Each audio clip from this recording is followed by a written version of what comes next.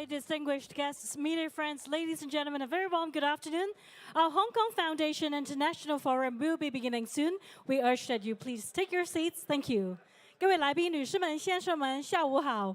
我们今天的論壇即將開始，請各位就座，謝謝。有請咁多位嘉賓可以盡快就座，我哋嘅論壇即將開始，唔該晒。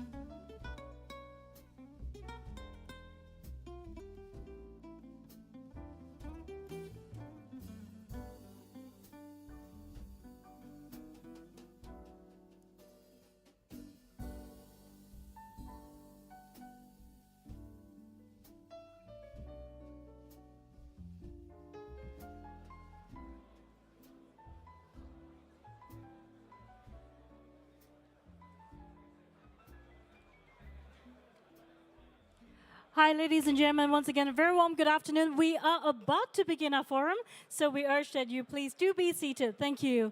各位來賓、女士們、先生們，我們的論壇即將開始，請各位回座，謝謝。有請咁多位嘉賓呢，可以盡快回座，因為我哋嘅論壇呢，快將要開始啦。唔該晒咁多位。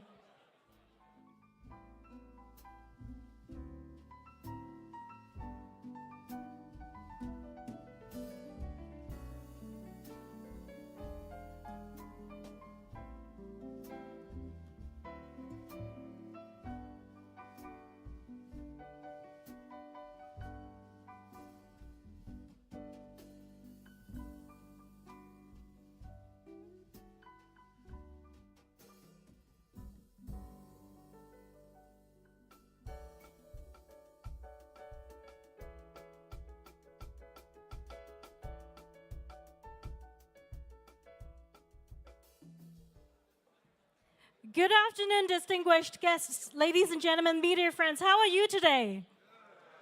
Wonderful. A very warm welcome to the forum organized by our Hong Kong Foundation. I would like to extend the warmest welcome to every one of you joining us in person and also online through Zoom. Our event today is titled Progress Through Collaboration, our international forum on how connecting the world with Hong Kong's new opportunities and new future. 我们今天活动的主题是联通世界的香港，新机遇新未来。My name is Laura Kasensen, your MC for the day. 我是高嘉瑜，你们今天活动的主持人。大家下午好。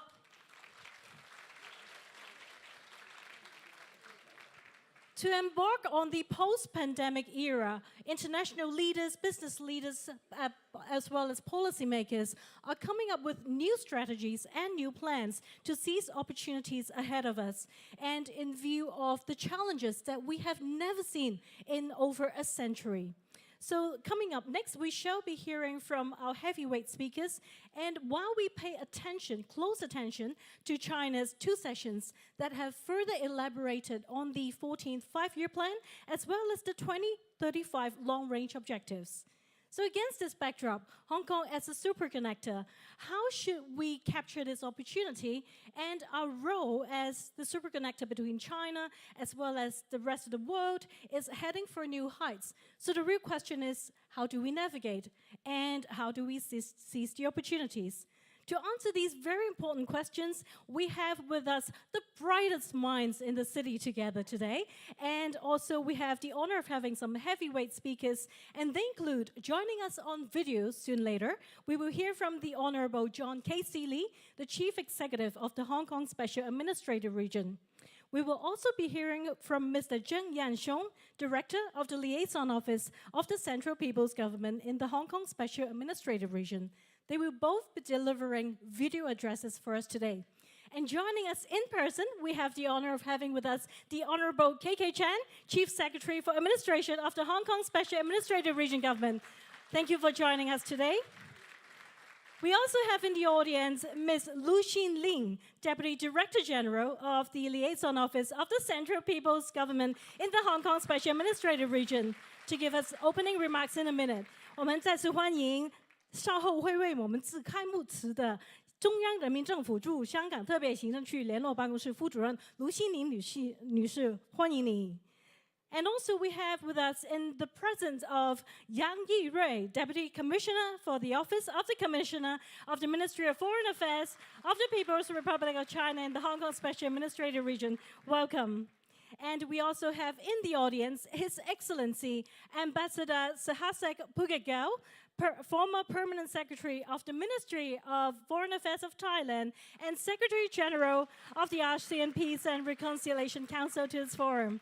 So I think you would agree with us, the audience today, be it in physical or online, we are in for a lot of insights, we're in for a lot of discussion, as well as how do we navigate the future of Hong Kong through collaboration.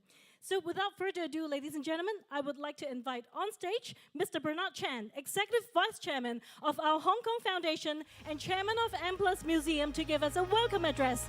Mr. Chan, please.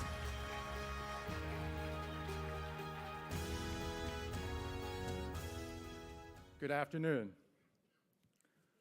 I would like to begin by welcoming the Chief Secretary of the Hong Kong Special Administrative Region, the Honorable KK Chan, the Deputy Director of the Liaison Office of the Central People's Government in Hong Kong, Ms. Lu Xin-ling, Deputy Commissioner of the Office of the Ministry of the Foreign Affairs of the People's Republics of China in Hong Kong, Mr. Yang Yirui, the Undersecretary for the Financial Services and the Treasury of the Hong Kong Government, Mr. Joseph Chan, the former Permanent Secretary of the Ministry of Foreign Affairs of Thailand, the Secretary General of the Asian Peace and Reconciliation Council, His Excellency Ambassador Sihassak.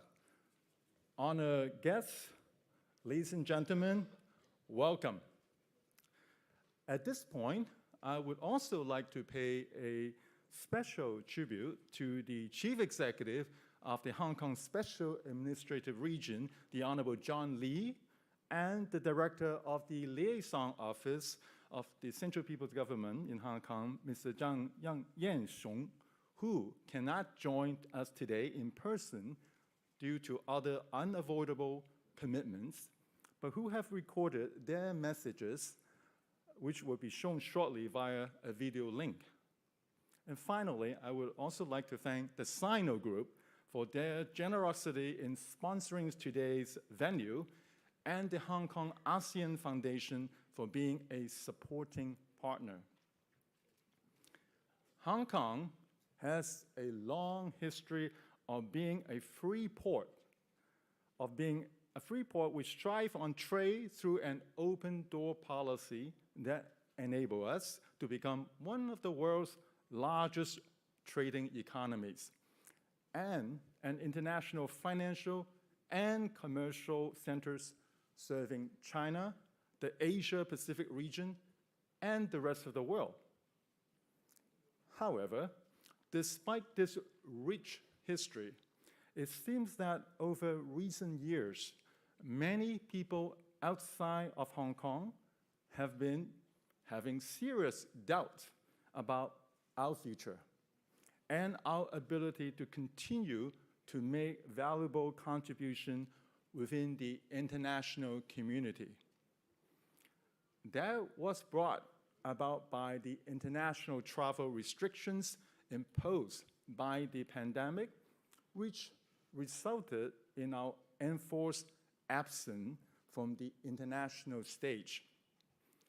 And also, in 2019, we went through a period of social unrest, which along with the subsequent restoration of law and order attracted sometimes unfair, unbalanced, but certainly continuous and negative international media coverage. I know from personal experience that this combination left many people across the international community, particularly those not necessarily well-informed, with the view that Hong Kong was somehow losing its relevance and that any change was probably for the worse. I think everyone here today, and indeed an increasing number of our international friends and partners, will agree that this is simply not the case. However, it has only been in recent months, with the lifting of the travel restriction, that visitors have been able to return for the first time in 3 years and see for themselves the significant progress and development that has been made in many important areas. Despite the pandemic, and in the eyes of many observers, we are re-emerging onto the world stage, stronger and better than before. Our success is a reflection of the one country, two system framework, which provide us with a unique, valuable, and very distinct advantage.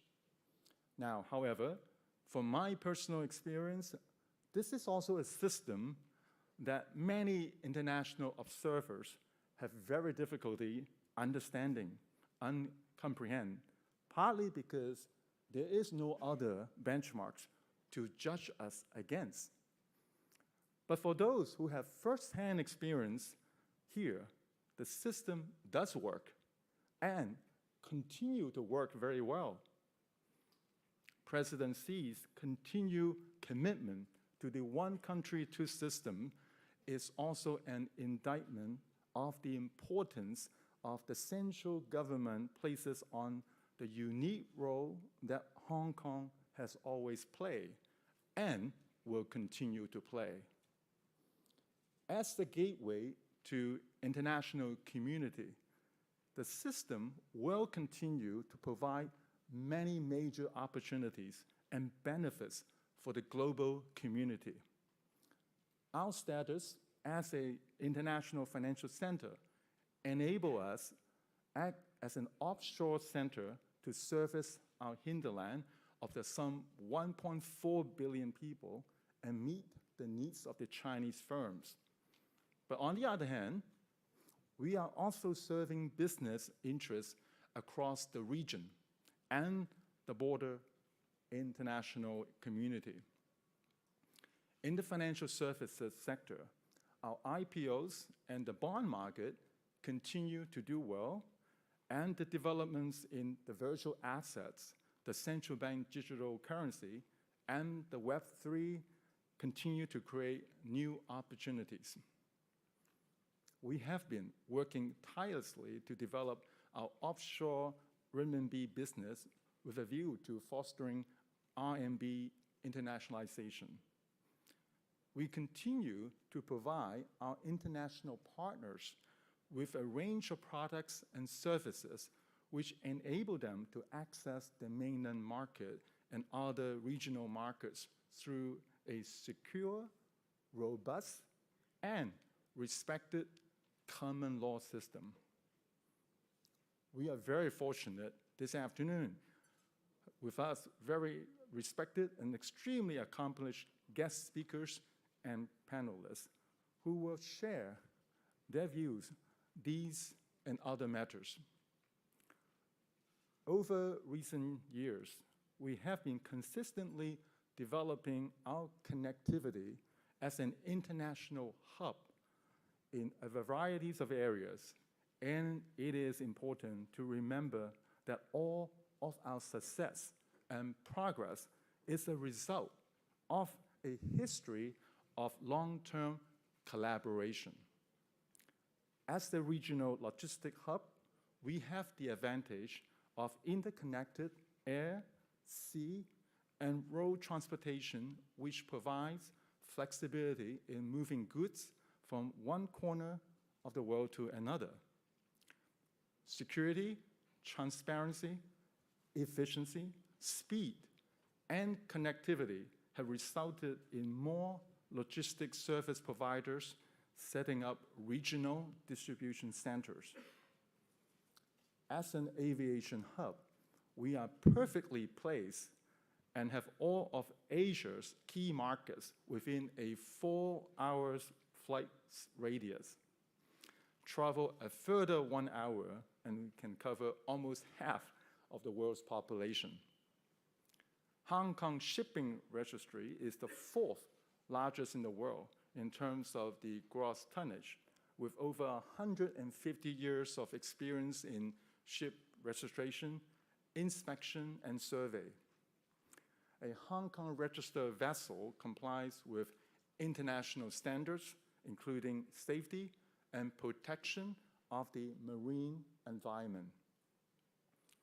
We are making strong progress in a range of areas from life sciences, healthcare, biotechnology, pharmaceuticals, and medical devices.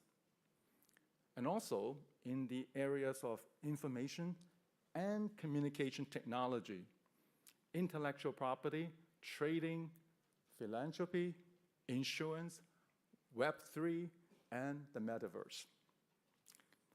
We are also increasingly attractive location as a wealth management hub, offering a complete suite of services to support family offices. As a legal hub, we were ranked the 3rd most preferred location for arbitrations globally in 2021. To me, these examples provide clear evidence of the functionality embedded in our one country, two system framework.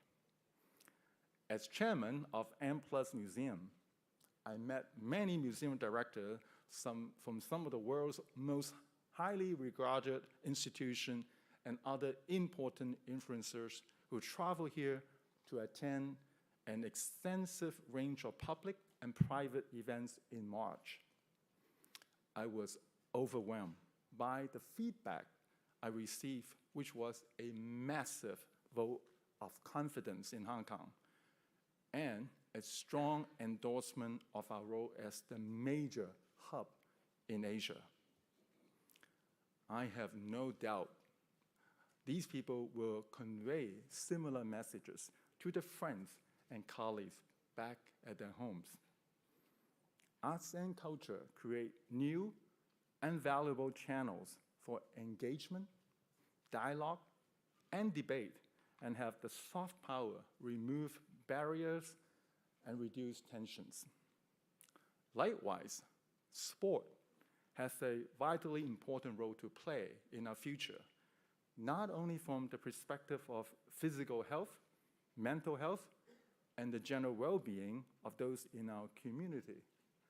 Sport strengthens our international connectivity and has the capacity to forge a stronger national identity.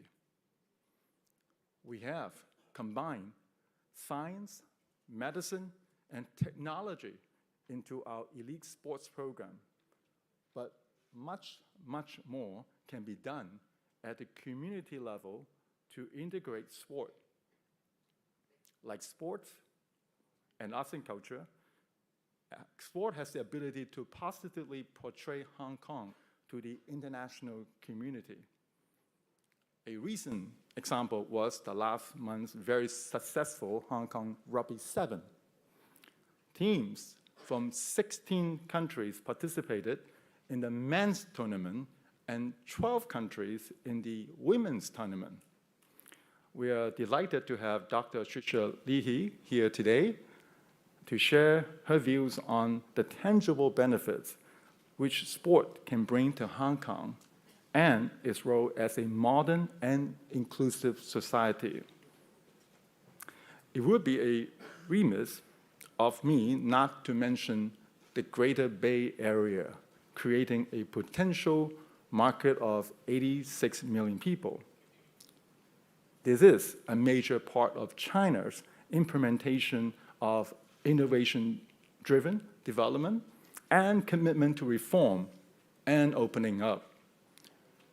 This is already providing a significant opportunities for Hong Kong and is helping us to focus and redefine our unique attributes, particularly in dealing with the complex but critical matter of alignment. We should also not lose sight of the role we can play in the supply chain as an R&D center and a valuable test market. Likewise, the Belt and Road Initiative is designed to reinvigorate the seamless flow of capital, goods, and services between Asia and the rest of the world. The global pandemic and geopolitical tensions has somewhat slowed progress, but think 20 years ahead and the opportunities and the efficiency of the increased market integration and the greater connectivity. Once again, there are many opportunities arising from Hong Kong on this horizon.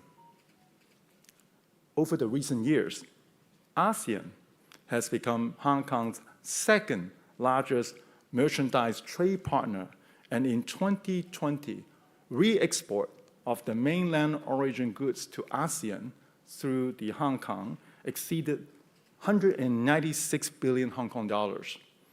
We have a strong relationship with ASEAN, and that needs to be sensitively nurtured and maintained, particularly at such a time of the heightened geopolitical tensions. I have no doubt our esteemed speaker, Ambassador Sihasak, will share his view on the potential challenges and the opportunities with us. Finally, I hope this afternoon's exchange of views and discussions will result in further collaboration and commitment, which will enable Hong Kong to play an increasingly important role in the international debate surrounding these topics and other important challenges which we all face as a member of the global community. In essence, our future success will reflect progress through collaboration. Ladies and gentlemen, thank you very much. Thank you very much, Mr. Chan. Please be seated. Thank you. Thank you. I'm always proud to call Hong Kong home, and now I understand the list of reasons of traction are indeed multifolded. Ladies and gentlemen, up next it is my pleasure to invite a video address from the Honorable John Casey Lee, the Chief Executive of the Hong Kong Special Administrative Region, to shed light on Hong Kong's new role and new future. Let's hear from the Chief Executive. Distinguished guests, ladies and gentlemen, I'm pleased to have this welcome opportunity to speak to you at this international forum organized by our Hong Kong Foundation. I would first like to start by congratulating our Hong Kong Foundation for organizing this very special event. The forum today is graced by a panel of high-power speakers and guests.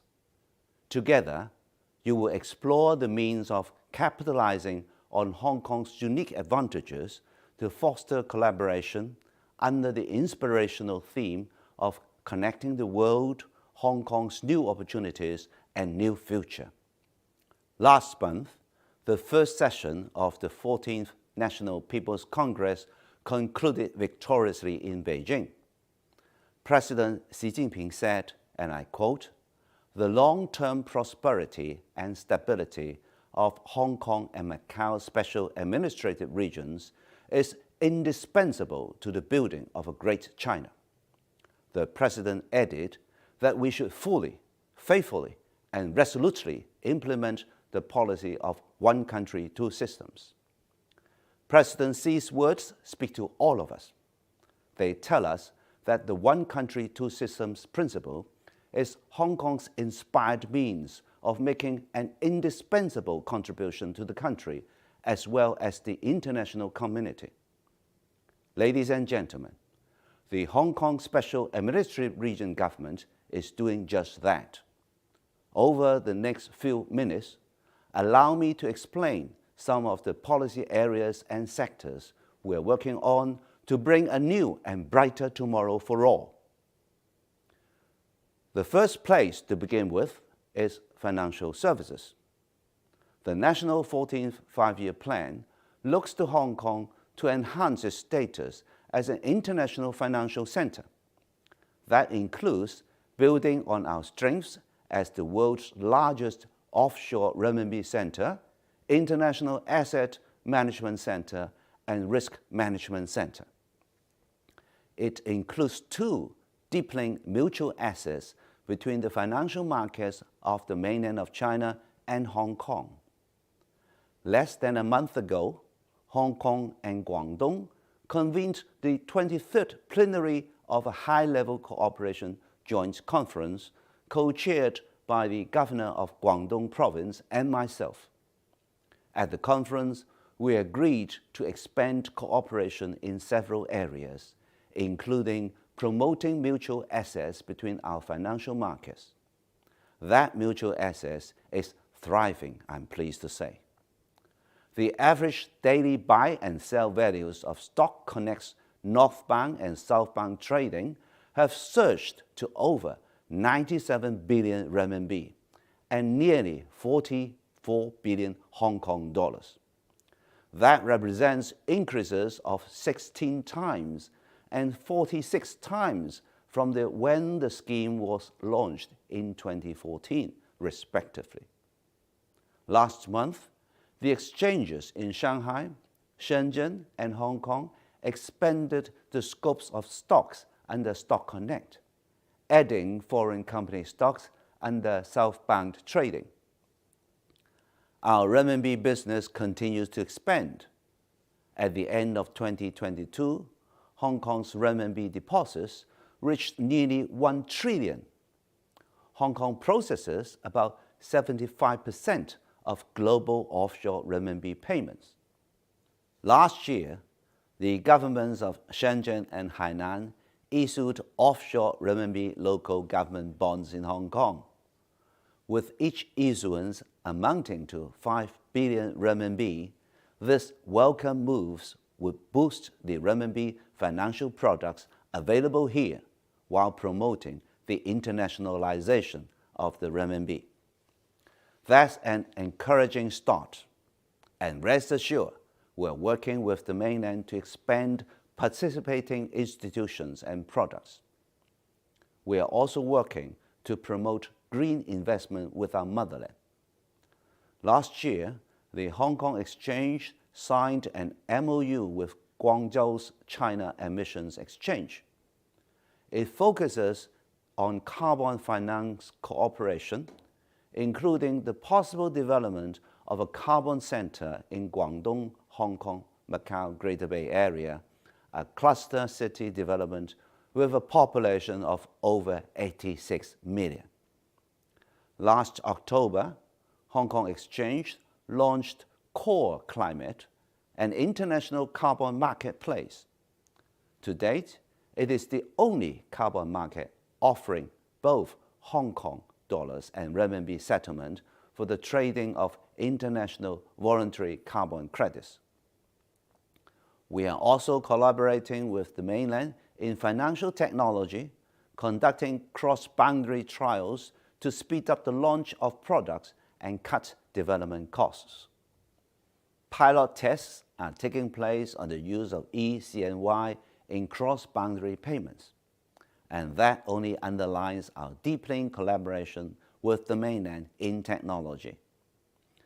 The 14th National Five-Year Plan expressly supports the development of Hong Kong as an international I&T center. We are well on our way there, ladies and gentlemen.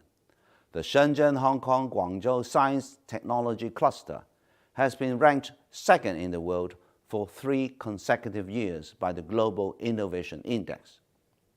The Shenzhen-Hong Kong Innovation and Technology Cooperation Zone, which brings together the Hong Kong-Shenzhen I&T Park and the Shenzhen I&T Zone, showcases the close collaboration between the governments of Hong Kong and Shenzhen.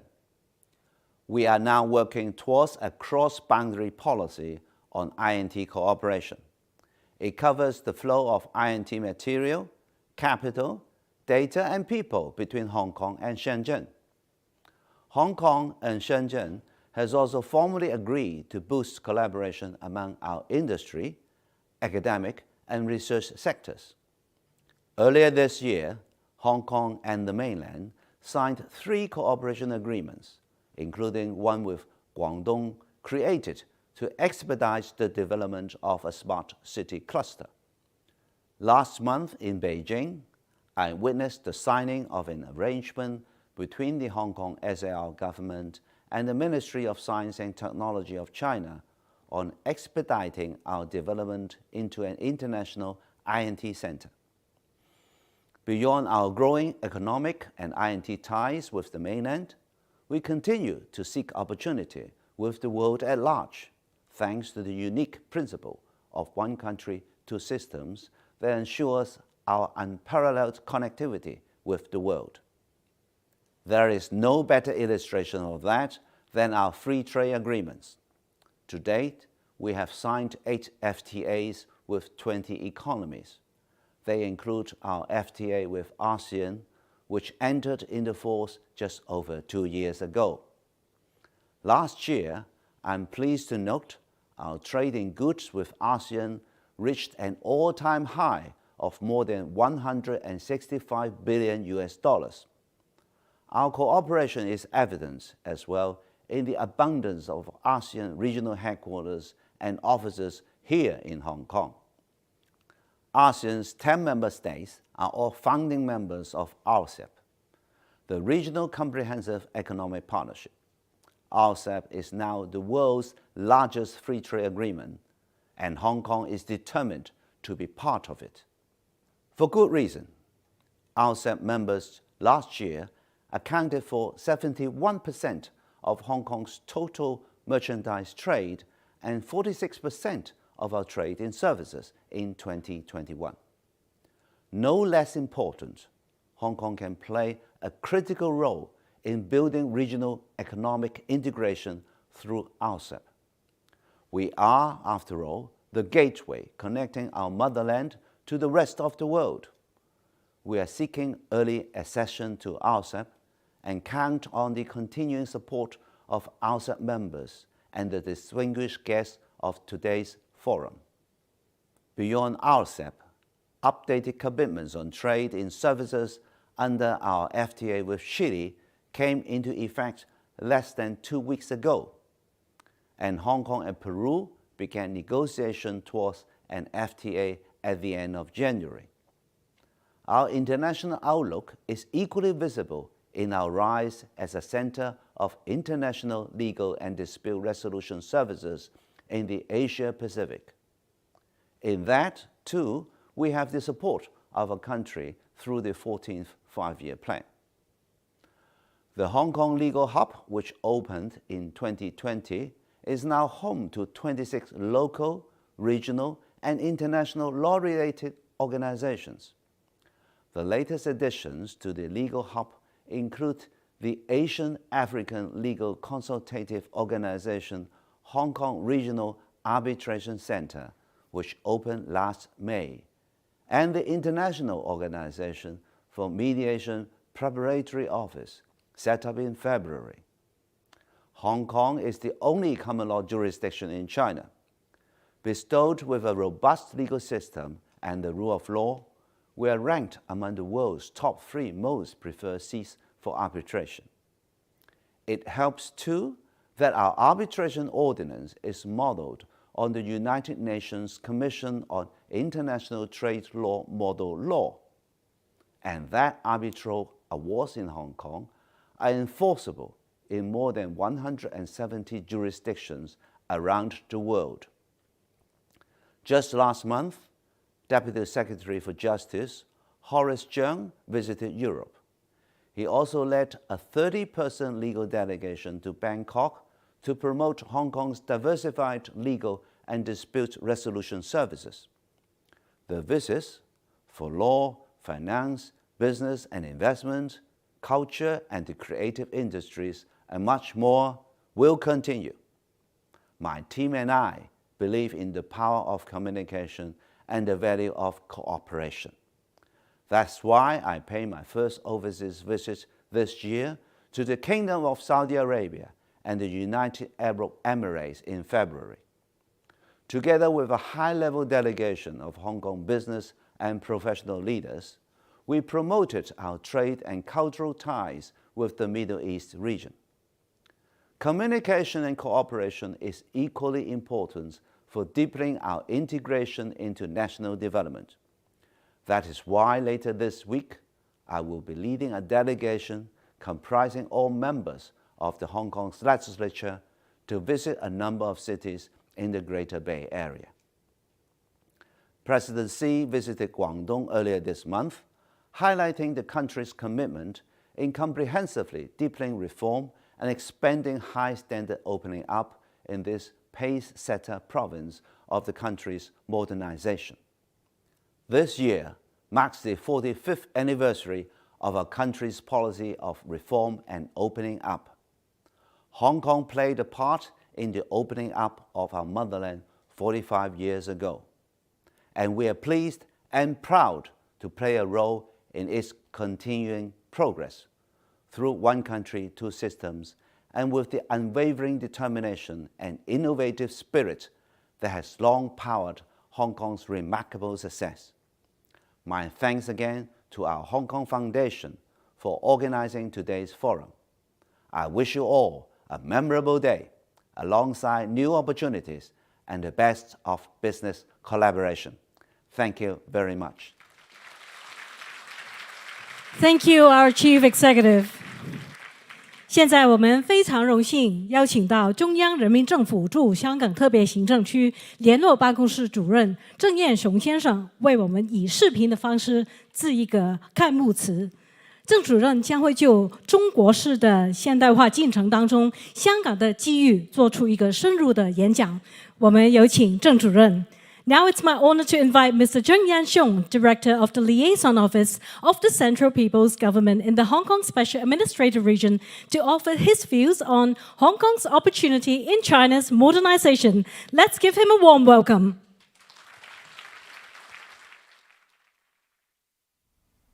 尊敬的李家超行政长官、各位嘉宾、各位朋友，大家下午好。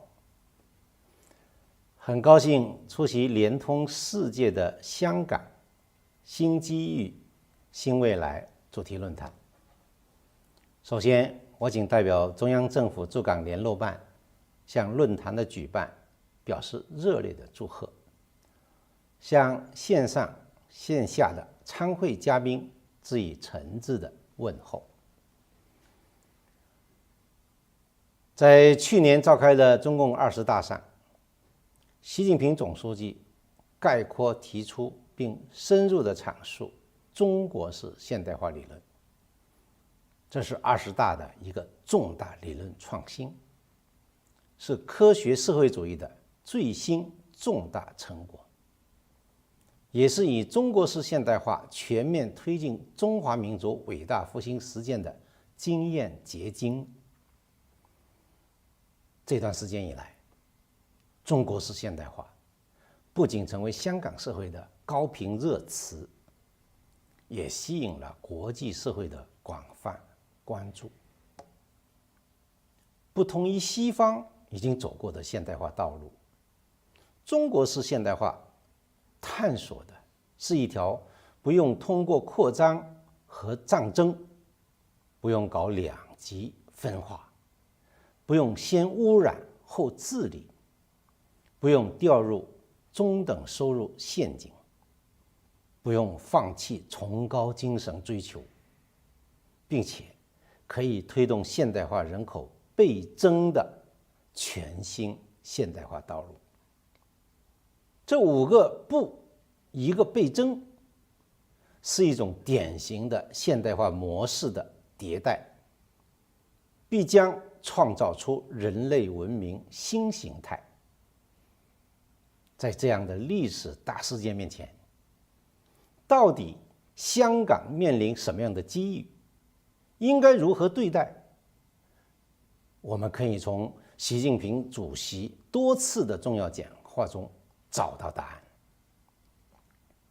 一方面，习主席十分强调中国式现代化的世界机遇，强调我们将以中国式现代化推动人类整体进步，以中国新发展为世界带来新机遇，为动荡的世界提供更多稳定性和确定性，强调中国愿同世界各国分享中国式现代化带来的新机遇。这些重要论述充分表明，中国式现代化不仅造福中国和中国人民，还将为推动世界经济复苏发展和解决全球性治理难题提供强劲动力。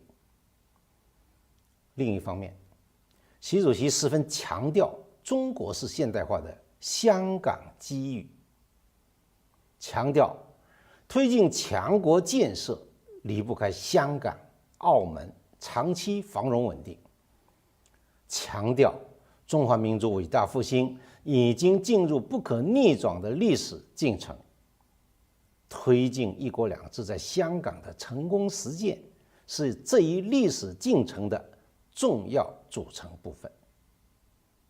香港一定能够为中华民族伟大复兴做出新的更大贡献。最近，习主席在广东考察时再次强调，要使粤港澳大湾区成为新发展格局的战略支点、高质量发展的示范地、中国式现代化的引领地。这些重要论述充分表明，香港在中国式现代化中有可能是全国最具引领作用、最能占尽先机的区域，也有可能是世界各国和各地共享中国式现代化机遇的超级联系人、超级导入口。这一地位意味着未来的香港优势独特，商机澎湃。香港历来是中国联通世界的重要窗口，是世界各国分享中国发展红利的重要通道。在推进中国式现代化的新征程上，中央政府赋予香港比以往更为重要的角色和使命。香港的独特地位和优势将更加凸显。这意味着香港在强国建设、民族复兴进程中将继续担当中国联通世界的重要功能，有能力也应当成为中国式现代化的排头兵。意味着香港将全方位受益于中国式现代化，在擦亮老名片、铸就新名片的过程中，进一步增强国际竞争力。意味着所有选择在香港投资兴业的各国企业和投资者，抓住了一个可以大展宏图的时代风口，迎来了依托香港分享中国式现代化红利的历史性机遇。借此机会，我与大家分享4点看法。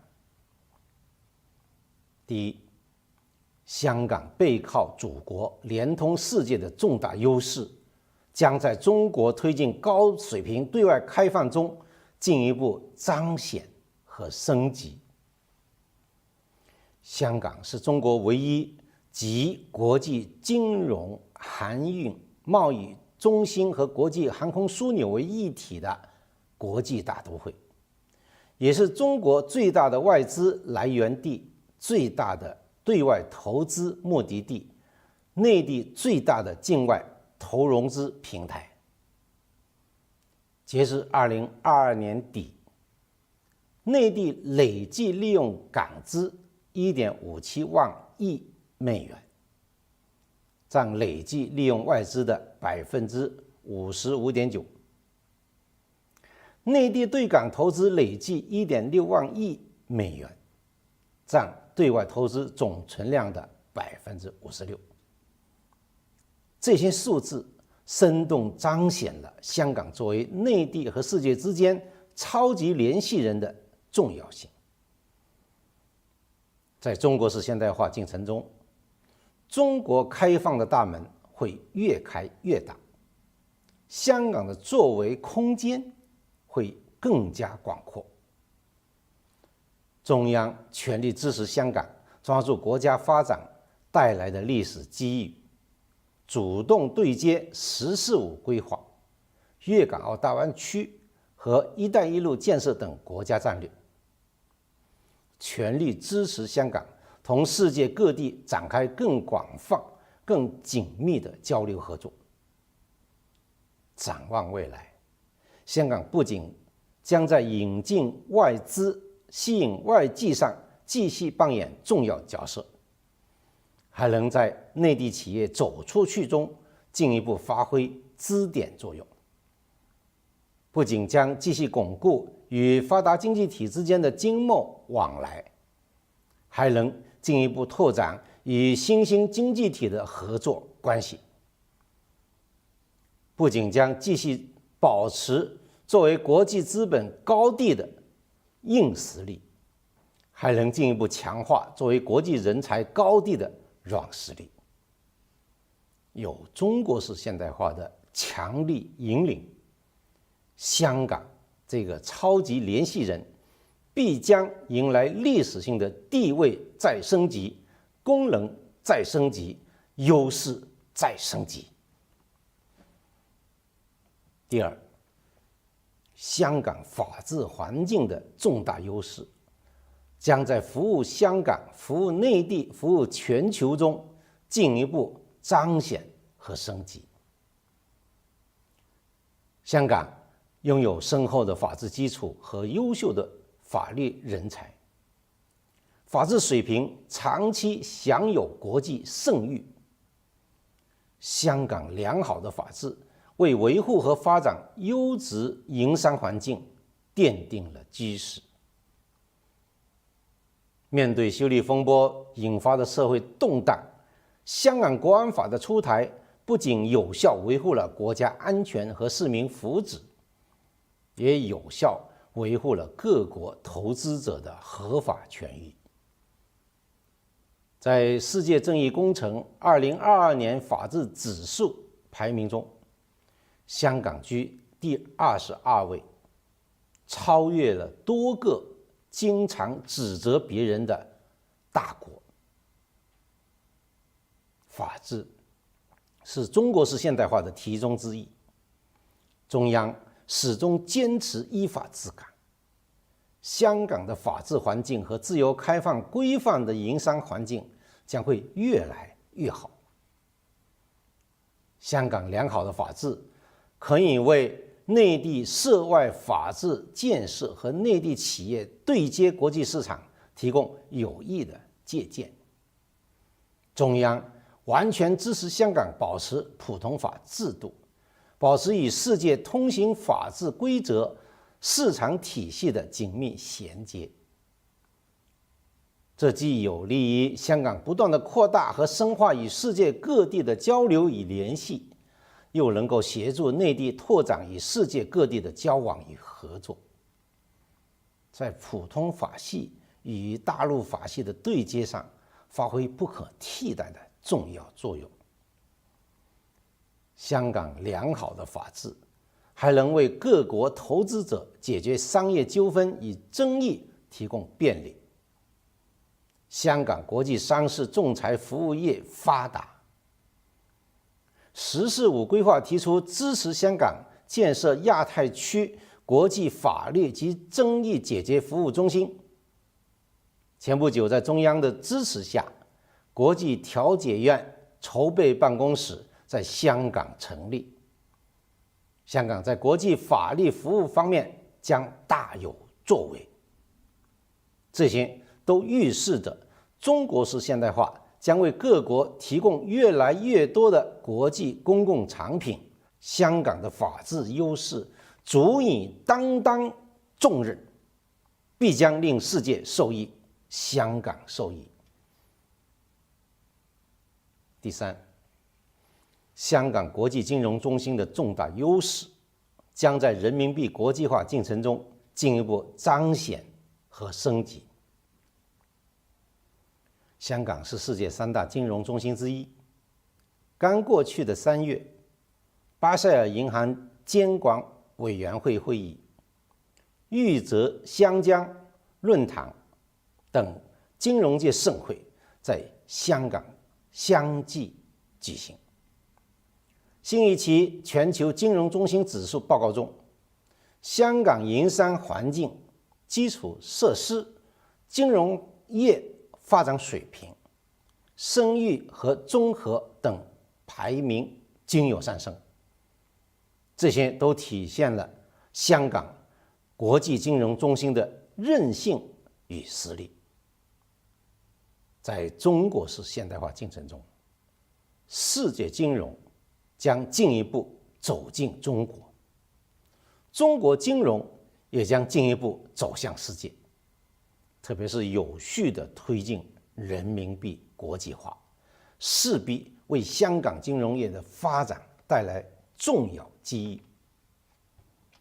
展望未来，作为全球最大的离岸人民币中心，凭借成熟经验、先发优势以及同属异国的有利条件，香港完全能够在丰富完善产品体系、提升投融资载体功能、拓展市场深度、强化基础设施建设、促进跨境使用等方面，为人民币国际化发挥更大的作用。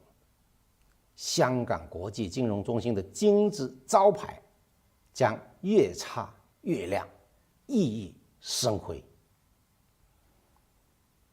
第四，香港文化多元的重大优势将在中西文化交流、文明互鉴中进一步彰显和升级。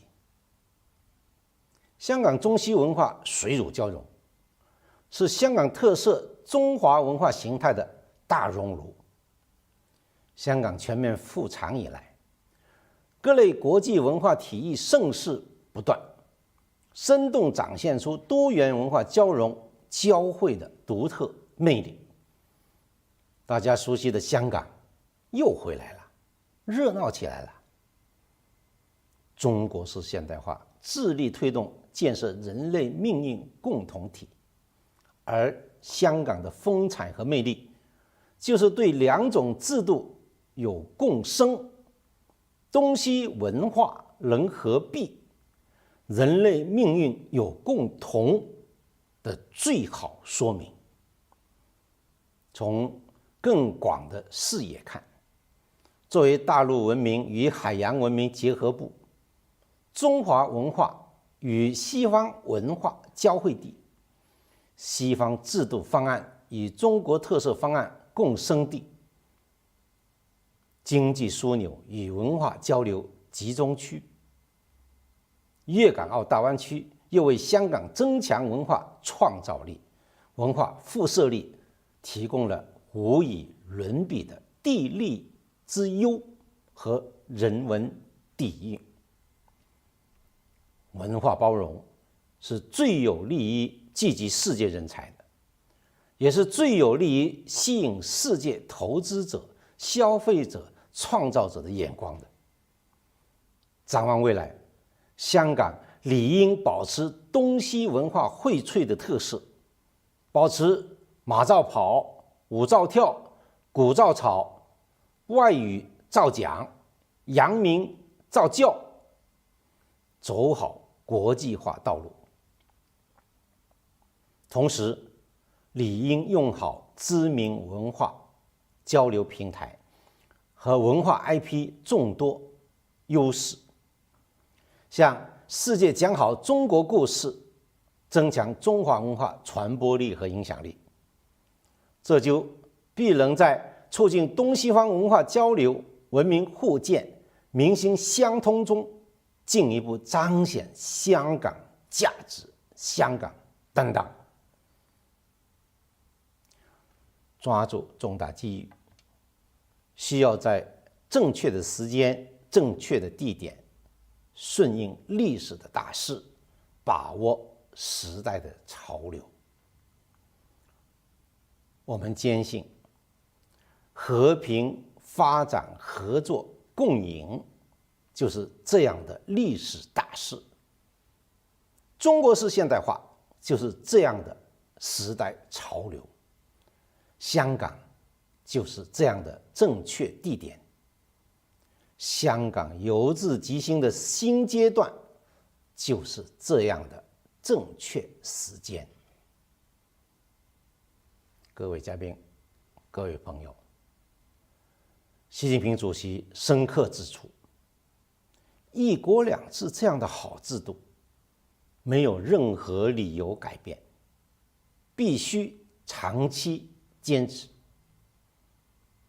在香港诸多优势中，最大、最根本的优势是一国两制。确保一国两制行稳致远，就是对中国式现代化的生动诠释和有力助攻。无论时局、世局如何变化，我们坚守一国两制的初心坚定不移，保持香港长期繁荣稳定的信心坚定不移，支持香港保持独特地位和优势的决心坚定不移。我们真诚希望各位朋友亲身感受香港近年来的新变化、新发展、新气息，向世界真实传递香港声音，展示香港风貌。作为中央驻港机构，中联办将努力为香港更好联通世界担当超级牵线人、超级勤务员，支持香港在中国式现代化进程中变得越来越好，书写更加灿烂的崭新篇章。最后，祝论坛取得圆满成功，谢谢大家。非常感谢郑主任热情的演讲。其实是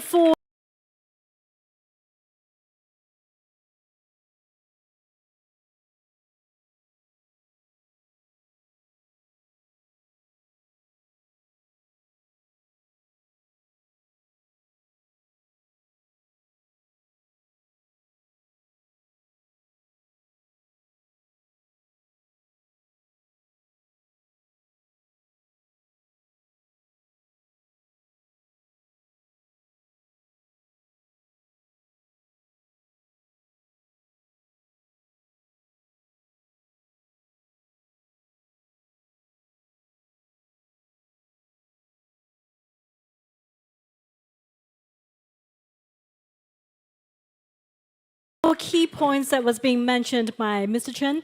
First of all, Hong Kong's soft and hard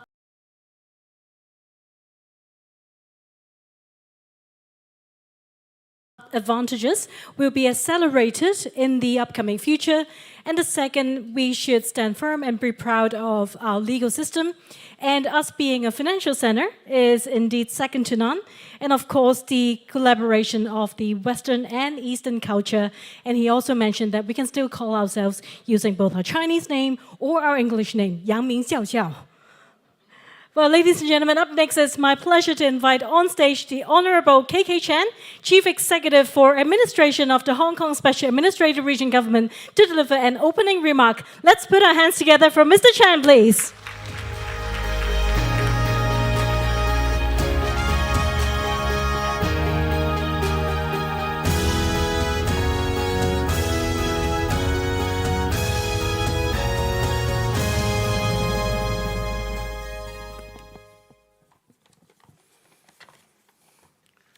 Deputy Director Lu Xingling, Deputy Commissioner Yang Yirui, Bernard, distinguished guests, ladies and gentlemen, good afternoon. I'm glad to join you all today at this International Forum on Progress through Collaboration.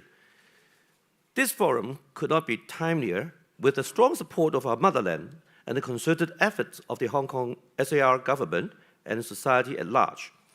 Hong Kong has resumed full normality after 3 years of the pandemic. Having resumed normal travel with mainland China and the international world, Hong Kong is back on stage and back in the business of making great progress through collaboration. Just now, the Chief Executive has updated us on certain policy areas, including financial services, business and trade, innovation and technology, legal and dispute resolution services, that our government is putting in efforts leveraging the city's strengths under the one country, two systems principle. At the core of our work is collaboration with the business, academic, and research sectors alike to drive Hong Kong's 8 hubs development as underpinned by the National 14th Five-Year Plan. Our collaboration is cross-sectoral. An example with promising prospects is the development of fintech. The growth in the number of fintech companies speaks for itself, from no more than 180 5 years ago to over 800 to date. We're also pleased to note that many of them are founded by talent worldwide, from mainland China, France, Israel, the UK, and other places. And to support sustainable fintech development, we're providing startups with seed funding, investor matching, incubation, and professional support services, launching regulatory sandboxes in collaboration with mainland authorities, and taking bold initiatives, such as issuing earlier this year the first ever tokenized government green bonds. Speaking of green finance, opportunities are tremendous likewise. As the Chief Executive has noted, a recent initiative is the international carbon marketplace named Core Climate, launched by Hong Kong EX last October, to enable effective trading of voluntary carbon credits and instruments across Asia and beyond. From a macro perspective, our government is establishing a Green Technology and Finance Development Committee to produce an action agenda.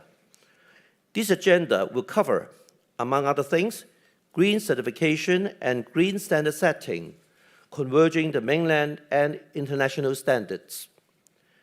No less important, our collaboration is multicultural. Hong Kong is developing into a East-Meets-West Center for international cultural exchange to tell good Hong Kong stories worldwide. At center stage is the West Kowloon Cultural District.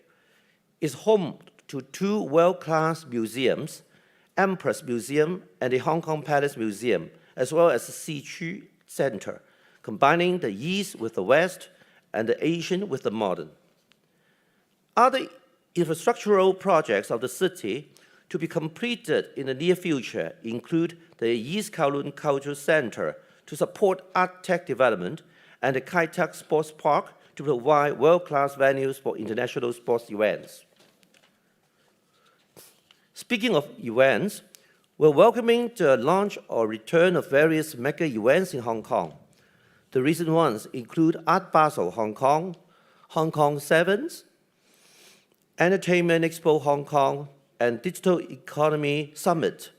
Leisure and business travelers are coming in to boost our economy. Their visits also help enhance our city's cosmopolitan image. All such hardware and software add to the ecosystem of Hong Kong's art and culture and creative industries. To enrich this ecosystem, our government is working with industry leaders through the newly formed Culture Commission to map out a development blueprint. Looking beyond the city, our collaboration is regional as well as international. With our motherlands, Guangdong, Hong Kong, Macau, Greater Bay Area Development, and Belt and Road Initiative, Hong Kong actively plays the role as a super connector between mainland China and the rest of the world. As the Chief Executive has mentioned, our government is stepping up collaboration with Shenzhen to develop the Shenzhen-Hong Kong Innovation and Technology Cooperation Zone, as well as the ASEAN member starts to seek early accession to the Regional Comprehensive Economic Partnership. We are determined to achieve these goals by upholding Hong Kong's competitive strengths, including a highly open and internationalized market, the rule of law, robust infrastructure, and the free flow of capital, information, and people. And to take our city's 8 hubs development to new heights, I and the financial secretaries are respectively driving inter-bureau efforts to proactively bring in top-notch talent and strategic enterprises from around the world. Our enhanced package of talent admission schemes, with application procedures streamlined, requirements relaxed, and new initiatives introduced, has been well received. A prime example is our newly launched Top Talent Pass scheme, targeting high-income professionals and graduates from the world's top 100 universities. Over 20,000 applications were received in just a quarter's time, and nearly 12,000 of them approved as of late March. The internationalized nature of the scheme can be seen by the wide-ranging locations of the top universities where the talents in the approved cases graduated. They range from mainland China, Singapore, and South Korea to the US, Australia, UK, and also Canada. At the same time, a dedicated office for attracting strategic enterprises has been set up to draw enterprises of strategic value to our economy by tailoring incentive packages. We also break new grounds by setting up a fund of around $4 billion to co-invest in them and or their projects. Our target sectors include life and health technology, AI, data science, fintech, advanced manufacturing, and new energy technology. The office active discussion with relevant enterprises is underway, with good news to be announced in good time. Ladies and gentlemen, as Hong Kong advances from stability to prosperity, new opportunities surely await. My thanks go to our Hong Kong Foundation for organizing this forum to present some of these opportunities and chart a new future for Hong Kong. I wish you all a rewarding forum and the best of business. Thank you. Thank you so much, Mr. Chan. Thank you. Please be seated. Thank you so much. 各位来宾，现在我们特别的高兴，因为今天呢，我们当中有中央人民政府驻香港特别行政区联络办公室副主任卢熙宁女士莅临我们今天的论坛，并为我们致辞。我们掌声欢迎卢副主任。It's my pleasure to invite on stage Ms. Lu Xining, Deputy Director for the Liaison Office of the Central People's Government in the Hong Kong Special Administrative Region. Ms. Lu, please.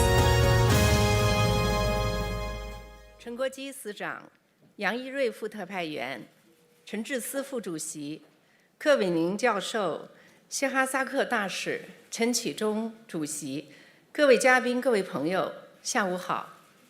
很荣幸出席联通世界的香港新机遇新未来主题论坛。这个论坛开始前，陈智思副主席跟我讲说，这次论坛筹备的时间不长，但是得到了各界的积极响应。我想今天我们有这么多重量级的嘉宾相聚一堂，也充分说明了我们这次论坛的主题，这个是香港体现了香港联通世界的这个强大的吸引力，当然也展现了我们陈智思副主席领导的团结香港基金作为世界级的这个智库的影响力。相信这次论坛一定会对世界更好地认识由治及兴的香港有很大的帮助。刚才李家超特首和郑雁雄主任分别做了非常精彩的视频演讲，他们都是从中国式现代化的这个宏大背景出发，分享了对香港新优势和新机遇的见解和看法。接下来各位演讲嘉宾还会发表真知灼见。我个人感觉香港的魅力是丰富和多元的，从不同的视角，你可以发现它不同的潜力和优势。借着这个机会，我也想与各位分享对香港新机遇的看法。第一呢，是当今世界的竞争最终是人才竞争，而香港有无与伦比的综合优势。过去有一段时间，香港一度出现了人才外流现象，很多关心香港的朋友都很担心。但是我认为香港的综合优势很明显，你比如普通法的体系，一国两制制度，还有背靠祖国、联通世界的超级年轻人地位、国际化的优势等等。刚才郑雁雄主任在致辞中给出了很多非常有说服力的数字来说明这些优势。我想，如果各方潜力都能够很好的发挥出来，香港对高端人才的吸引力一定会不断的增强，最终会在人才竞争中胜出。最近李家超特首他这个采取多种措施抢人才，效果也很明显。而我知道呢，这个香港吸引人才的磁场还有很多。这段时间不止一位大学校长非常高兴地告诉我说，他们在吸引国际高端人才方面有重大进展和突破，而且这个势头还在延续。据我所知，这个 Professor 科比刚刚出版了一本著作，叫《思想的帝国》（Empires of Ideas）。他用案例分析的方法比较了德国、美国和中国他们这个大学发展的历程。其中最后一个案例就是香港大学，科比教授将港大作为中国高等教育在世界崛起的一个代表，我觉得也说明了香港高等教育的实力和潜力。我个人觉得，科比教授的这本书很重要，建议各位都去读一读。第二是未来世界的发展取决于不同文明如何共处，香港可以成为文明共荣的试验场。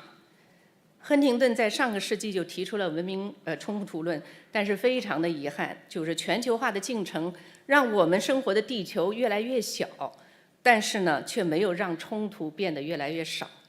在各国前途命运紧密相连的今天，不同文明之间到底应该如何相处，才能增进我们整个人类的福祉？不久前，习近平主席提出了全球文明倡议，倡导以文明交流超越文明隔阂，以文明互鉴超越文明冲突，以文明包容超越文明优越。这是为人类挑战提供的一个中国方案。香港接九中风，通五大洋，一个特别重要的特点就是它融中西文化于一炉。正如刚才郑雁雄主任在致辞中所说的，香港的风采和魅力就是对两种制度有共生，东西文化能合璧，人类命运有共同的最好的说明。对于一座城市来说，这当然是绝无仅有的优势。无论是从文化交流、文明互鉴，还是从产业合作、民心相通方面，我们都可以有更大的想象力，也有无限的空间。最后一点，科技革命深刻改变人类社会的进程。香港面临的重塑自我的历史性机遇。不久前 ，ChatGPT 横空出世，在世界上掀起了人工智能的浪潮。即便是最稳慎的观察家都认为，全球的经济、社会甚至政治运行的方式都会受到影响。我最近看到一份高盛的报告，预测 ChatGPT 将会影响全球3亿人的工作，而香港受影响最大。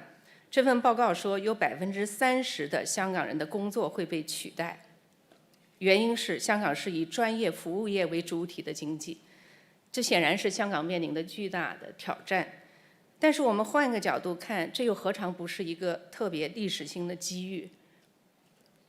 因为香港正在紧锣密鼓地构建国际创科中心，如果我们能用好基础研究、高端人才，还有大湾区的广阔腹地，还有香港多年来积累下来的国际化的优势等等多方面的这些因素，完全可以化危为机，倒逼出我们革故鼎新的勇气，也加速经济结构的转型和升级，迎头赶上这一波的科技革命的浪潮。我们香港的历史本身就是一部在狮子山精神照耀下浴火重生的历史，这次也没有理由例外。纵观人类历史上的著名城市，从中国盛唐的长安，到文艺复兴时的威尼斯，到工业革命时期的伦敦，以及后工业时代的纽约，没有一个不是在特定的时间和空间的条件下，把握机遇，做出抉择，奋力打拼出来的。香港作为亚洲4小龙，崛起于20世纪70年代，在世界全球化和中国改革开放的大潮中，逐步发展成举世公认的活力之都、东方明珠。有句名言说得好，机遇属于有准备的人。今天的香港充分享有中国式现代化和国际化带来的发展红利，天时地利人和具备，只要乘势而上，奋发进取，必将大有可为，风光无限。预祝本次论坛圆满成功，谢谢大家。非常感谢卢副主任的讲话，谢谢。As a wrap-up, she gave us a very good line, opportunity is for those who are prepared. So indeed, it gives Hong Kong a very good reminder of the opportunities that lies ahead. And right here, I would like to draw your attention, ladies and gentlemen, to the official pamphlet that you receive on the seats. In fact, there are 2 QR codes that you could utilize if you would like to pose any questions to the forum speakers and panel speakers later on. So you could scan either of the QR code to pose questions to the panelists as well as the moderator for the upcoming 2 sessions. 以下呢，有请各位可以看一下你们的长刊，因为里面有2个二维码，分别呢就可以向我们稍后的2个论坛的讲者跟我们的论坛的主持人可以提问。那所以如果您有兴趣，或者是想到有什么问题想提问的话，也都可以使用那2个二维码。And now, ladies and gentlemen, we're about to invite our distinguished guests to come forward to the stage for a group photo to commemorate this very valuable moment. 以下我们将会邀请我们的主礼嘉宾以及讲者上台合影留念，留住这个珍贵的时刻。May I now invite Ms. Pansy Ho, Board of Governors of Our Hong Kong Foundation. Welcome. Mr. David Lam, Undersecretary for Development, Development Bureau of the Hong Kong Special Administrative Region Government. Welcome. Dr. Ellen Seaman, Board of Governors of Our Hong Kong Foundation. Welcome. Mr. Guy Bradley, Chairman of John Swire & Sons Hong Kong Limited. Welcome. Dr. Moses Chang, Board of Governors of Our Hong Kong Foundation. Welcome. Mr. Darryl Ng, Chairman of Hong Kong ASEAN Foundation and Deputy Chairman of Sino Group. Welcome. Mr. Vincent Low, Board of Governors of Our Hong Kong Foundation. Welcome. Thank you for joining us. Mr. David Liao, Co-Chief Executive of the Hong Kong and Shanghai Banking Corporation. Welcome. Mr. P.C. Lau, Board of Governors of Our Hong Kong Foundation. Welcome. Mr. Kiyotaka Ando, Executive Director, Chairman, and Chief Executive Officer, Nissin Foods Company Limited. Welcome. Dr. Tricia Lee Hay, Chief Executive of Hong Kong Sports Institute Limited. Welcome. Dr. Jane Lee, President of Our Hong Kong Foundation. Welcome. Ms. Angel Ng, Head of Asia of the City Global Wealth. Welcome. Mr. Lawrence Lee, Chairman of the Financial Services Development Council. Welcome. Mr. Nicholas Agustin, Chief Executive Officer of the Hong Kong Exchanges and Clearing Limited. Welcome. 我们有请中央人民政府驻香港特别行政区联络办公室研究部部长雷海秋先生，有请，欢迎您。Dr. Stephen Wong, Head of Executives, Chief Executives Policy Unit, welcome. Mr. Ronnie Chan, Chairman of Hang Lung Properties, welcome. Professor William Kirby, Sprankler Family Professor of Business Administration, T.M. Chang Professor of China Studies, and University Distinguished Service Professor of Harvard University. Welcome, Professor. Ms. Elsie Leung, Executive Committee Member of Our Hong Kong Foundation. Welcome. Thank you for joining us. His Excellency Ambassador Sehasak Pugagel, former Permanent Secretary of the Ministry of Foreign Affairs of Thailand and Secretary General of the Asian Peace and Reconciliation Council. Welcome. 我们有请中华人民共和国外交部驻香港特别行政区特派员公署副特派员杨义瑞先生，有请。And to the three of you, 我们有请中央人民政府驻香港特别行政区联络办公室副主任卢欣宁女士，连同 Mr. Bernard Chen and the Honorable K.K. Chan, Chief Secretary for Administration of the Hong Kong Special Administrative Region Government. Welcome, ladies and gentlemen.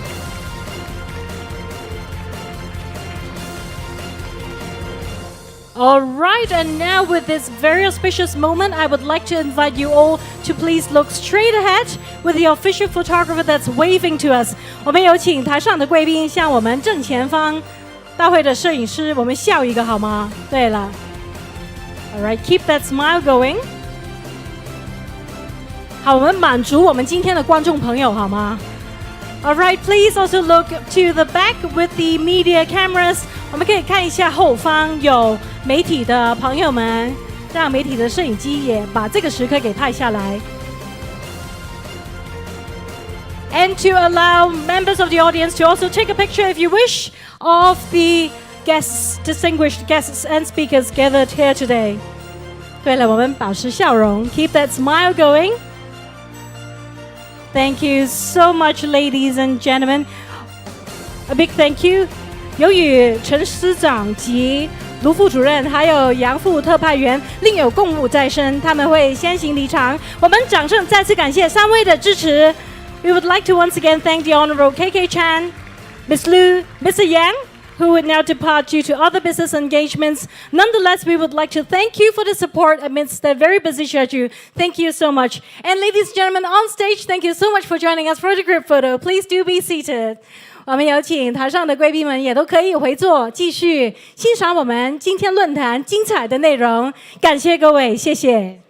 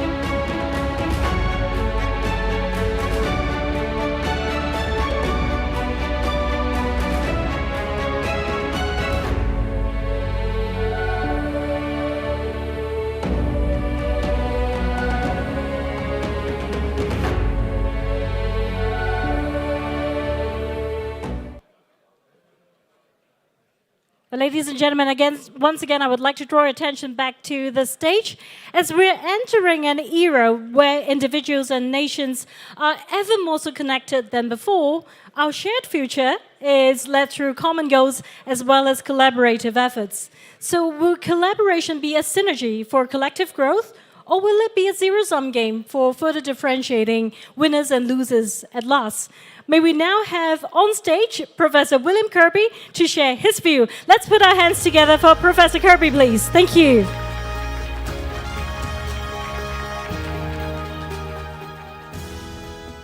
Thank you all very much. It's a great honor to be here with our Hong Kong Foundation. Even though I'm not from Hong Kong, I feel like I'm part of our Hong Kong being here. It's a great pleasure to be back in Hong Kong. And I'm going to speak from the point of view of an academic and the role of scholarship and academic exchange. This is my first time, really only my second time back in Hong Kong in the last 3 years. I used to go to China and Hong Kong 6 or 8 times a year. And in these last 3 years, as we know, so much has changed. So little, seemingly, collaboration, for example, between American universities and the universities in Greater China because of COVID. So little cooperation, sadly, between our two countries. So much has been lost. The single motivating purpose of my being here again, just last week in Shanghai and then above all this week in Hong Kong, is to restart my own university's engagement, Harvard's engagement with Greater China, with the great educational partners that we have had and that we will have again in the world of Greater China. I love Hong Kong, and I love its institutions of higher learning. I had the honor of serving for 10 years on the UGC and the University Grants Committee, watching and advising as Hong Kong's universities expanded their reach internationally and also to the Chinese mainland, watching them as they introduced extraordinary new programs in liberal arts education as the universities went to 4-year programs. I had the pleasure of serving on governance review committees for Hong Kong University, on the Center for Chinese Studies Board at Zhongwen Daxue, and I have the great honor of being an honorary doctorate recipient from 2 remarkable institutions, Hong Kong PolyU and Hong Kong Baptist Universities. So I feel, as a scholar, truly home here in Hong Kong. Now, these last 3 years have been insulating and isolating for all of us. This is why we must re-engage. Now, some people will say, on both sides of the Pacific, do we really need to re-engage in collaborative research, writing, and teaching? After all, our countries are seemingly at odds in various ways, and American universities, well, for the moment, they still rank reasonably well in the world, and some in China say, well, China should pursue a 中国特色的教育. But whoever argues this simply does not know the world of universities. The book that I have recently written called The Empires of Ideas, Creating the Modern University from Germany to America to China, shows how great national systems of universities, first in Europe, then in North America, but also here in East Asia, in the world of Greater China, have changed the world. And that is why one thinks, for example, the need to ensure that our own engagement, for example, the engagement of my own university here in Greater China, is so important, because nowhere in the world is there more of the best human capital than there is here in Hong Kong and in the Chinese mainland.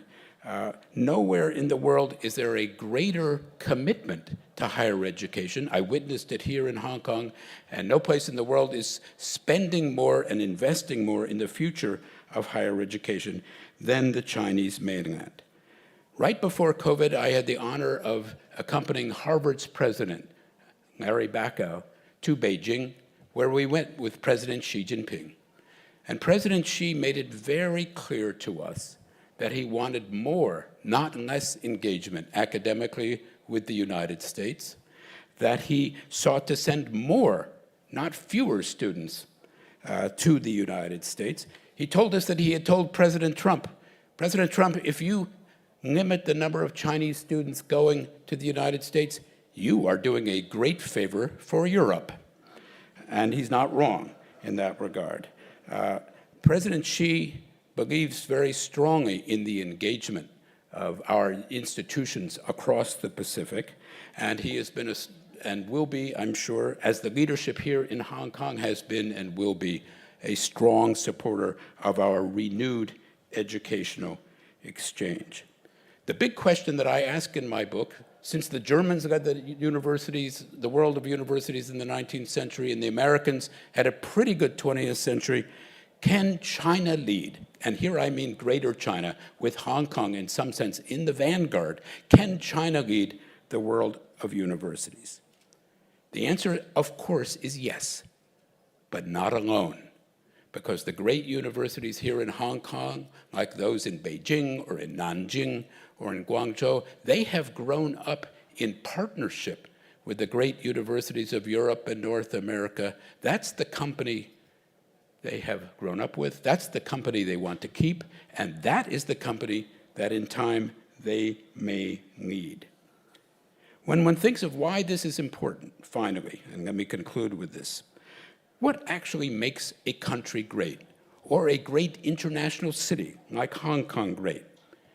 Is it the size of an army? Is it the size of an economy? Or is it the power of ideas and the institutions that create ideas? In the year 1936, on the 300th anniversary of Harvard University, we had a big celebration at our commencement, and Professor Hu Shi from Beida, from Beijing Daxue, came as China's representative to Harvard's 300th anniversary. And he was given an honorary degree. And those of you who have been to the Harvard campus will know that he also dedicated a stele, a shirbei, in his calligraphy that sits next to our great Widener Library today. And here is what Hu Shi wrote about the centrality of learning for the making of nations. He wrote this: culture, he wrote it in Chinese, I should tell you, but I'm giving it to you in English. And he wrote it in wonderful classical Chinese, very difficult. He said, culture is the lifeblood of a nation. It is by virtue of its culture that a nation arrives. But truly it is due to learning, 学, that a culture flourishes. Intellectuals with deep knowledge and far-sighted vision understand that in establishing a solid foundation for their nation, the utmost priority must be given to the enhancement of learning. This is something that we believe very strongly at Harvard and in the United States, and very happily, I know, is believed very strongly here in Hong Kong. And that is why I must excuse myself right now to go and give a lecture in 20 minutes at the University of Hong Kong. So thank you very much. Thank you so much, Professor Kirby. Thank you. It was an honor having you here today. So Professor Kirby has mentioned how impressed he is with the commitment in higher education in the Greater China, as well as how with collaboration, very in sync with our topic today, we could be the next world of universities. And up next, ladies and gentlemen, please allow me to welcome on stage His Excellency Ambassador Sehasek Pugagel to share his view on the topic of the forum today. His Excellency, please.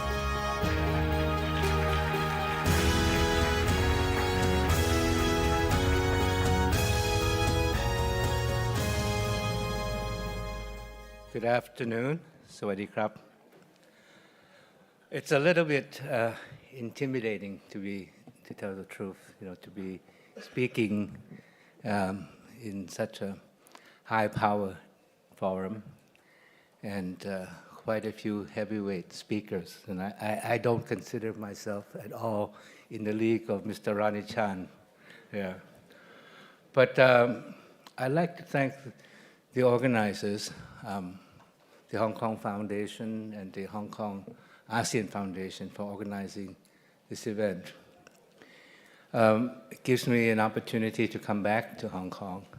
I served as Consul General here in Hong Kong long time ago, 2000 to 2002. And, I have many fond memories, of course, but of course, Hong Kong has changed. But in a very real sense, I think Hong Kong has not changed. Hong Kong still remains as vibrant, resilient, and as dynamic as ever, especially now with the lifting of all the restrictions. So I have, as someone who is familiar with Hong Kong, I have great confidence in Hong Kong. I also wanted to take this opportunity to pay a special tribute to my good friend, Kun Bernard Chan. If you try to think of anyone who has contributed so much to the relationship between Thailand and Hong Kong, I think that person is Kun Bernard Chan because of his family ties, as you all know, but also because of his efforts through the years. Now, this conference, I think, is important. It's timely because you don't hear the word collaboration so much these days. You don't hear the word connecting. You hear the word conflict and confrontation, and you hear the word decoupling so much, And I think really we're going down a very dangerous path, and somehow, we really have to pursue another path that leads to collaboration and reconnecting and enhancing our connection. What I wanted to do today is to share my thoughts, the perspective of someone from Thailand, from Southeast Asia, on the themes of this conference. On first, Hong Kong connecting the world. Second, the future. What is the future? The third, where are the new opportunities? And fourth, how do we collaborate for growth? I don't have any, magic formula, but I do have some ideas. On connecting the world, I think the role of Hong Kong is obvious, the role of being the gateway to China and the gateway to the world. And the strength of Hong Kong, I think we've all heard, a financial center, a hub for trade, aviation, logistics.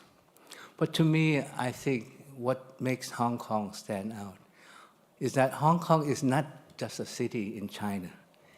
It is a city with an international character, an international outreach, and an international outlook, operating on the basis of international standards.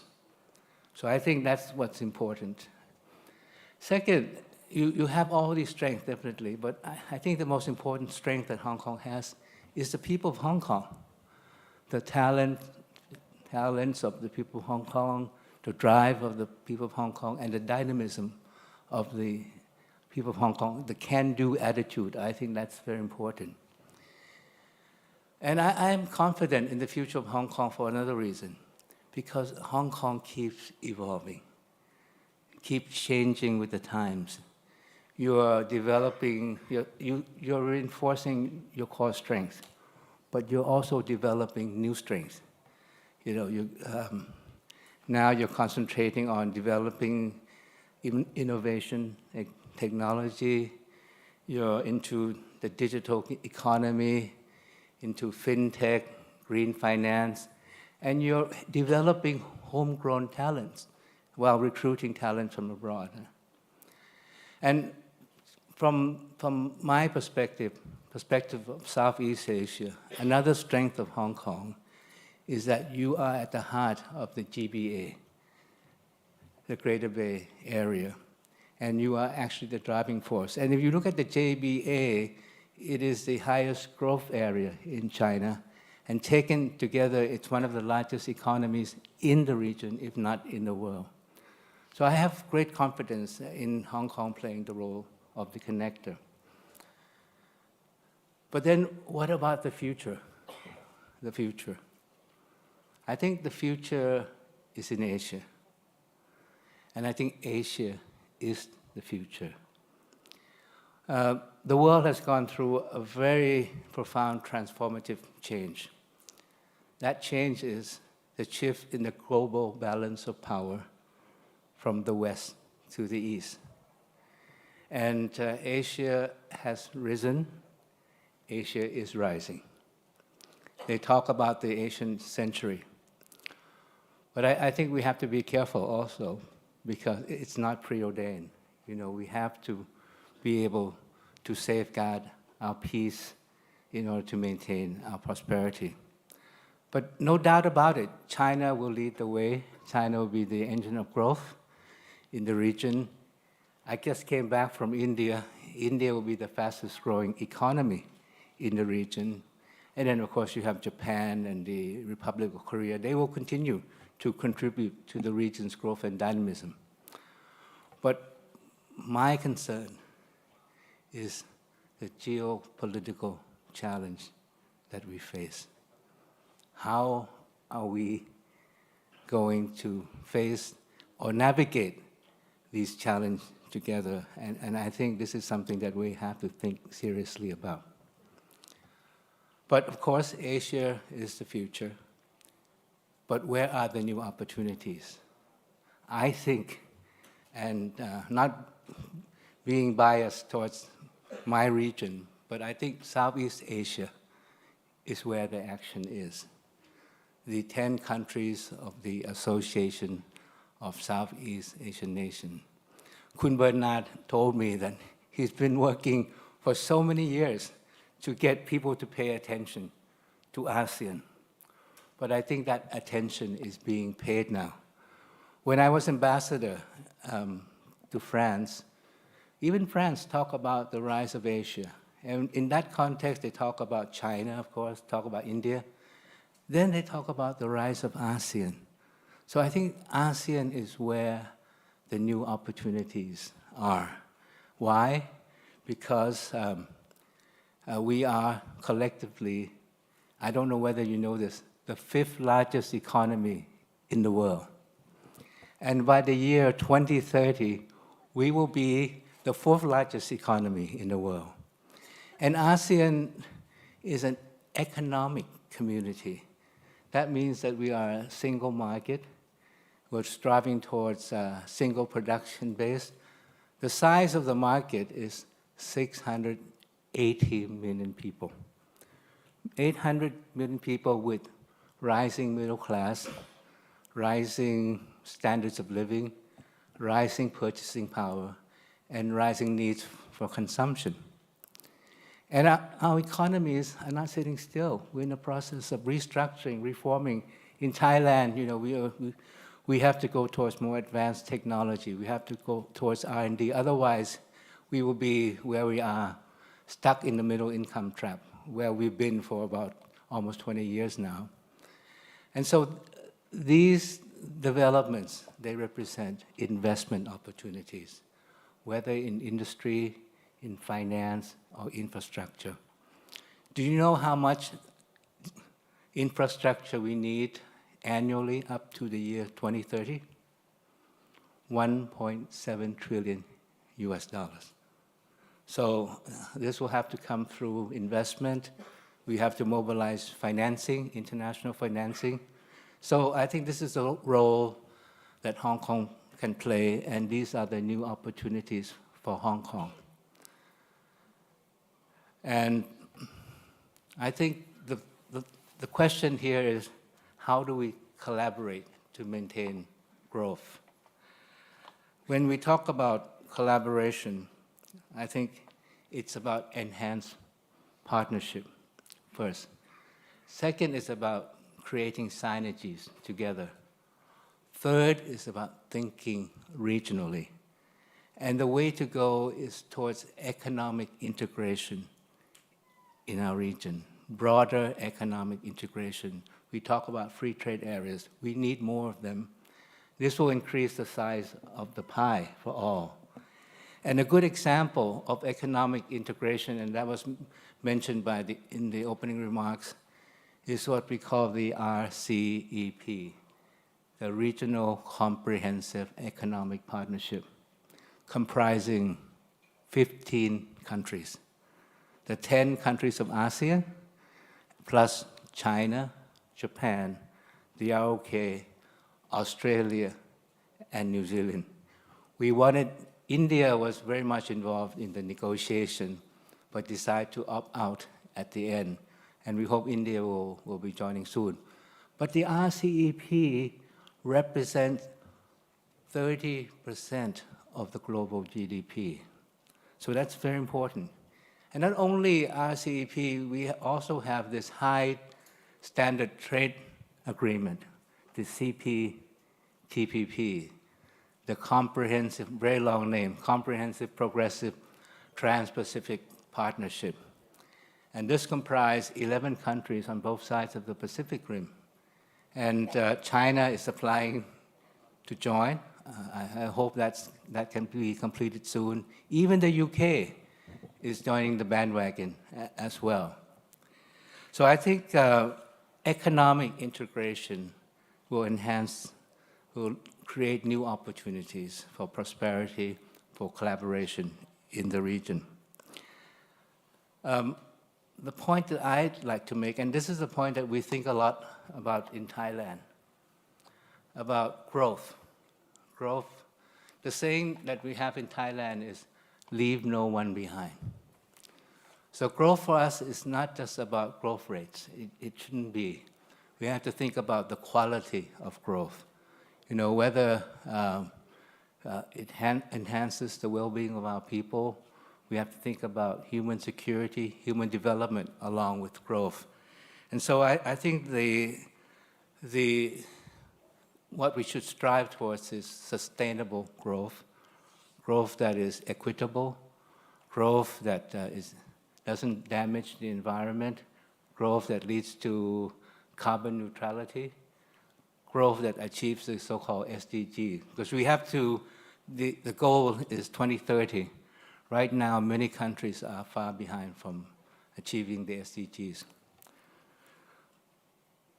I think the final issue that I'd like to comment on, and I think this is probably the overarching issue for all of us, is that we cannot collaborate for growth.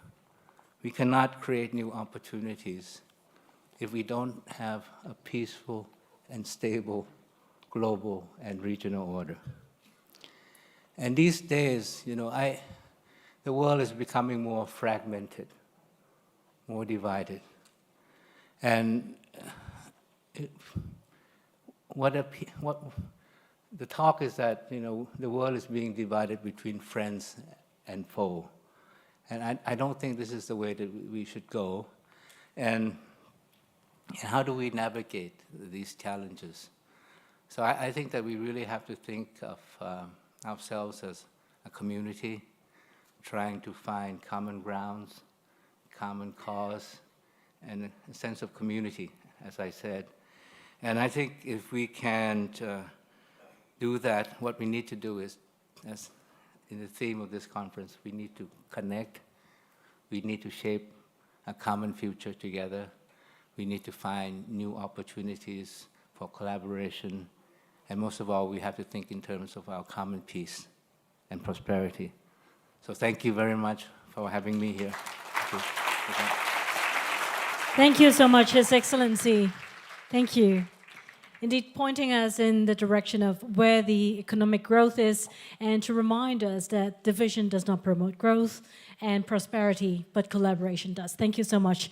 Up next, ladies and gentlemen, we're most honored to have with us today Mr. Ronnie Chan, who would be sharing his view on how collaboration can be key for Hong Kong's growth. Let's put our hands together for Mr. Chan.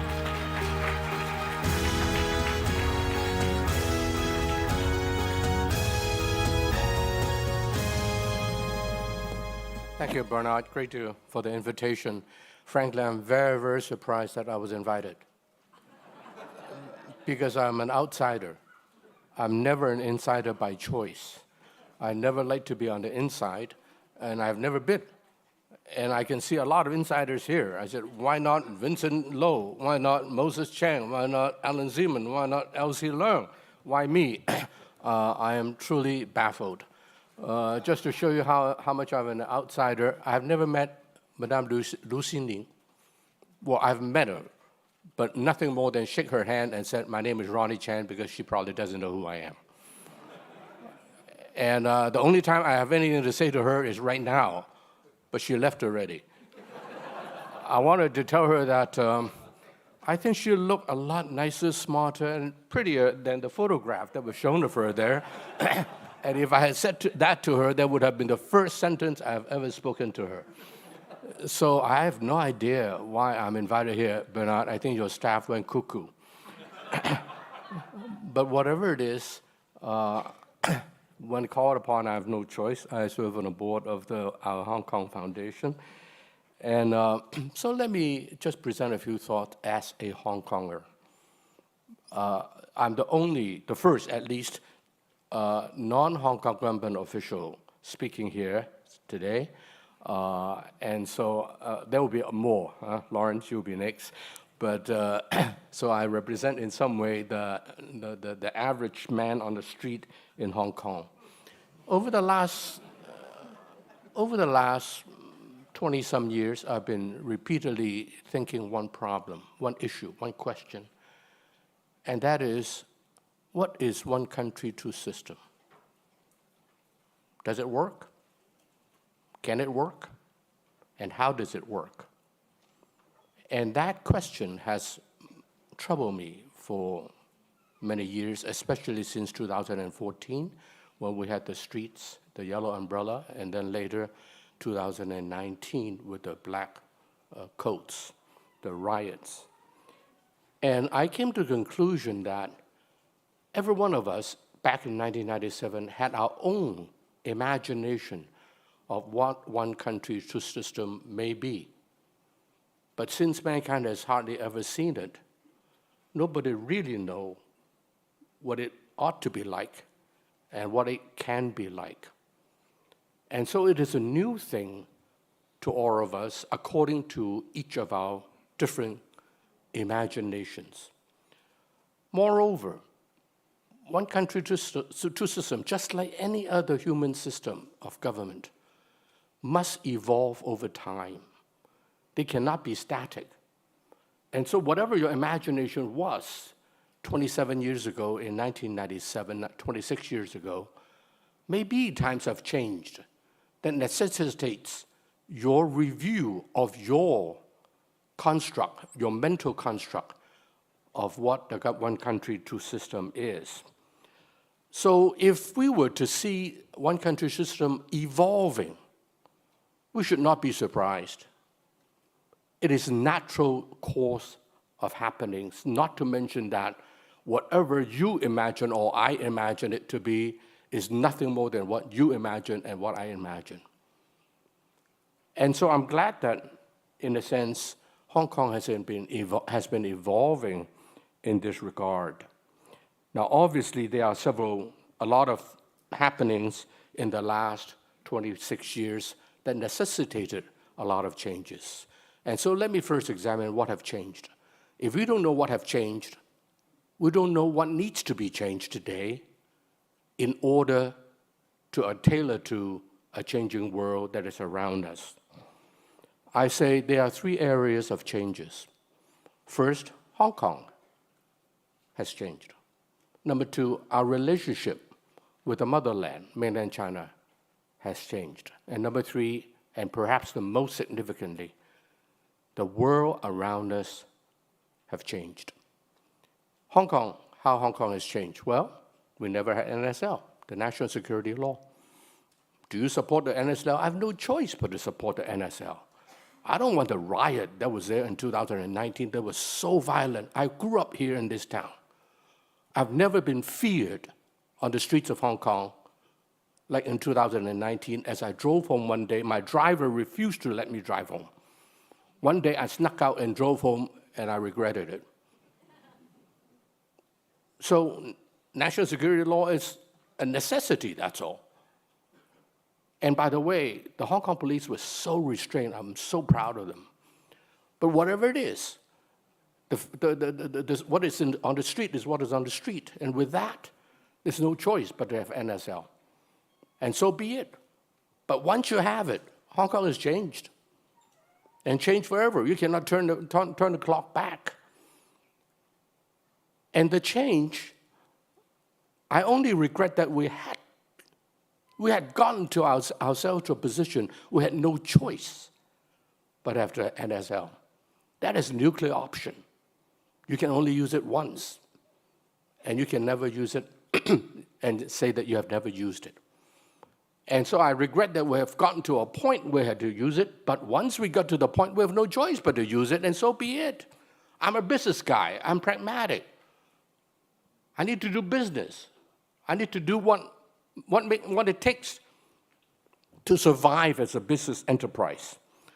So Hong Kong has changed, and not necessarily to the worse. I don't like all the political infighting of the last 26 years. I'm very happy today that we can now finally get back to business. When was it?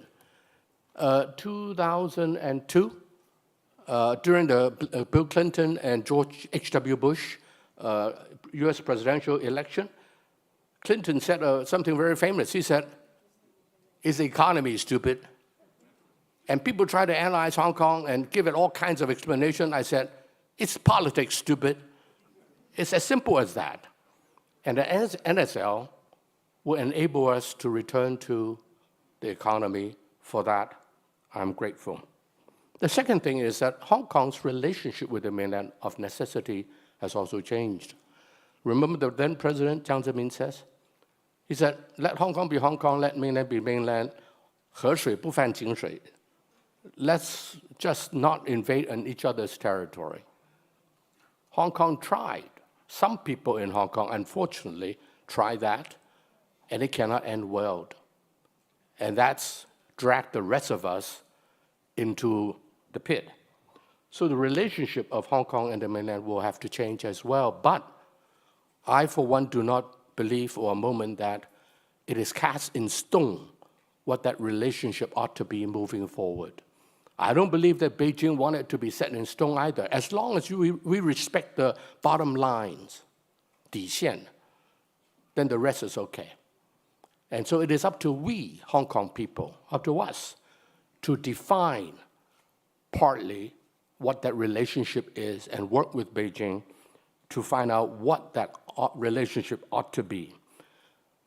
But that which worries me the most is the third area that have changed, and that is the world around us have changed. In particular, US-China relationship have changed. Ladies and gentlemen, I present to you the following. 1841, when the Brits took over Hong Kong.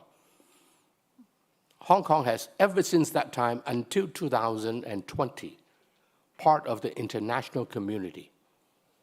Initially, because Britain was a major player in the world, so Hong Kong, being a colony of Britain, was protected under that. And we were part of the world community of players. All the way, even after 1997, the rest of the world basically accepted one country, two system, and they should, because it is true, it is real, and we were okay. Until 2020, roughly, after the riots of 2019 and the NSL of 2020, the rest of the world, led by the United States, decided to yank Hong Kong out of the international community and lump it together with the rest of mainland China. Interestingly, the rest of mainland China is striving hard to be part of the international arena in almost every area of human endeavor. Yet if the number one country in the world, the United States, wants you out, it is not a fun thing to be. And so I see Hong Kong being yanked away from the international community, beginning with academic exchange, then with specific products, and then with people exchange, and then finally, perhaps, well, I should take away the word perhaps, even with capital exchange.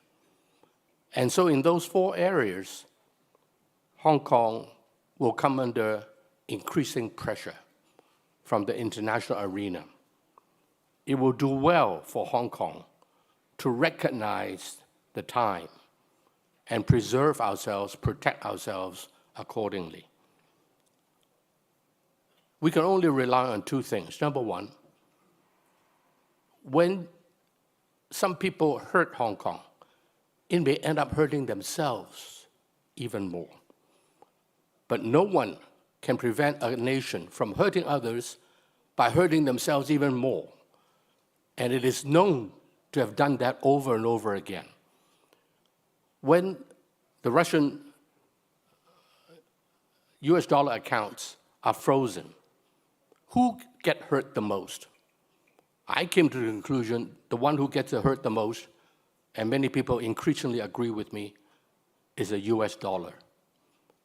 And when US dollar is hurt, who get hurt the most? So these are hard geopolitical facts that Hong Kong is facing, and we will do well to recognize them and prepare ourselves accordingly. And these are not things that Hong Kong alone can handle. These are international affairs. These are areas that Hong Kong has to work closely with Beijing in order to have a hope to protect ourselves. So my last point is the following. Where is Hong Kong's economic future? I happen to believe that Hong Kong's economic future is fine. I don't know if we will thrive in the old days of growing at 7-8% per annum. I don't know about that. But if we grow at 3% per annum for the next 10, 20 years, it's not the end of the world. So I don't think that Hong Kong's economy is doomed. No, for not a moment. I just wrote in my letter to shareholders that my company has no intention to leave Hong Kong as a headquarters because we think this is still the best place for us to do business, and we have all intention to stay here, although our income will increasingly come from the mainland of China. Why not? If that's where the money is, that's where the money is. But we have no intention to leave Hong Kong. So where are the opportunities for Hong Kong? Number one, like it or not, and I've been saying this for the last 25 years, just like Hong Kong people seem to be deaf. But I think that now I may have a little bit more welcoming ears. And that is, Hong Kong's economic future must be the mainland of China. It doesn't mean that we will replace our relationship with the rest of the world. I still travel 70% of the time outside of the mainland of China. I'm still in America every month. I'm still in Europe every other month or more. In the Middle East, Southeast Asia, I'm there all the time. Because that's where the opportunities are, and that's what will serve Hong Kong well. However, if Hong Kong people does not know to connect more tightly economically with the mainland of China, then sorry, Hong Kong does not deserve to thrive. Hong Kong is privileged to be on the footstep of the mainland of China. And as Lee Kuan Yew, someone who I respect tremendously said, there's one thing here in admire Hong Kong, and that is our geography. And if we don't appreciate ourselves and take advantage of it, who is there to blame but ourselves? So like it or not, Hong Kong's future, economic future, is inextricably tied to that of mainland China while keeping relationship with the rest of the world. In the past, there were ideological barriers on the parts of many that want to keep Hong Kong economically away from the mainland of China. There were such dumb people in Hong Kong in the last 26 years, including surrounding Mr. C.H. Tung when he was the chief executive of Hong Kong. Thank God those people are now out of the window. It's time, ladies and gentlemen, that we should get back to the basics, where the money is. Somebody asked a bank robber, we're not a bank robber in Hong Kong, we're really good people here. Some people asked a bank robber in America, he said, why do you rob a bank? He said, well, that's where the money is. And he said, why do you want to go into mainland China? I said, that's where the money is. Just as long as you make it legally and properly, why not? And so I think that Hong Kong, our future, no doubt, our economic future is tied to that of the mainland China while preserving our connectivity with the rest of the world. However, the connectivity with the rest of the world may also change. For example, today, America doesn't welcome Hong Kong because they don't welcome mainland China. It's nothing, they're not against us per se, but like it or not, your peripheral damage is absolutely true. You disagree, I'll be happy to buy you lunch. I'm a business guy. Anyway, so markets have to change. Connections have to change. Even industries have to change. We have to develop new areas of expertise. We have to develop new businesses, new connections, new relationships around the world in order to keep ourselves economically vibrant.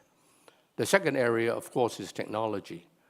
Like it or not, the last 20, 30 years since Hong Kong's return to mainland of China was the time that mainland Chinese technology took off. And Hong Kong has been left behind to a good extent. Several reasons. Some people say land is too expensive. That's true, but land price is coming down. There's no successful model, that's true, but they are coming. I know some of them. Our universities are very good. And finally, I think the ability for us to bring scientific research into commercialization is good. Finally, people say Hong Kong's market is small. I say, true. But why should Hong Kong be your market? Why should the world not be your market? Why should Southeast Asia not be your market? Why should mainland China not be your market? So my last advice to Hong Kong people is, don't think Hong Kong. That's a sure way to not make a lot of money. Think China, including Hong Kong, of course. Think the region, and think the world. Broaden yourself. So my last thinky little suggestion. In the 1950s and 60s when I grew up, in Hong Kong, apart from English, what language was the most revered? If you speak that language, people bow to you. What is that? 1950s and 60s. Shanghai-hua, Shanghainese.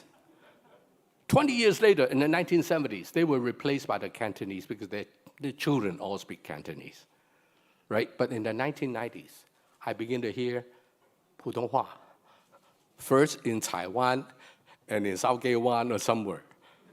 And then 10 years later, it moved to North Point, it moved to Causeway Bay, and then it moved to Wan Chai. In the last 10, 15 years, it's all over the place. In fact, these guys are better educated than the average Hong Kong. They're more wealthy than the average Hong Kong. So, hey, why are you against them? Well, we're not against them. We just have a problem. Our Putonghua is not that good. So I suggest that Hong Kong people better get out of your butt and start speaking Mandarin or Putonghua for business purposes. At home, sure, Cantonese is great. If I curse you, I haven't begun with the 18th generation, I haven't started yet. That's a Cantonese.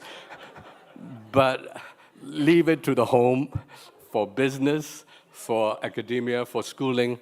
I suggest that we speak Putonghua, blend with those new Hong Kongers. I don't know the number of it, it's a lot of it. As a businessman, how to maximize the return on asset is important. And we have so many Putonghua people in the last 20 years who have come to Hong Kong that are great asset to Hong Kong. Let's make sure that our return on asset is very high by taking advantage of them, blending with them, welcoming them into our society, making them part of us. Hong Kong will do well. Thank you. Thank you so much, Mr. Chan. I think you would agree that deserves another round of applause. Thank you, Mr. Ronnie Chan.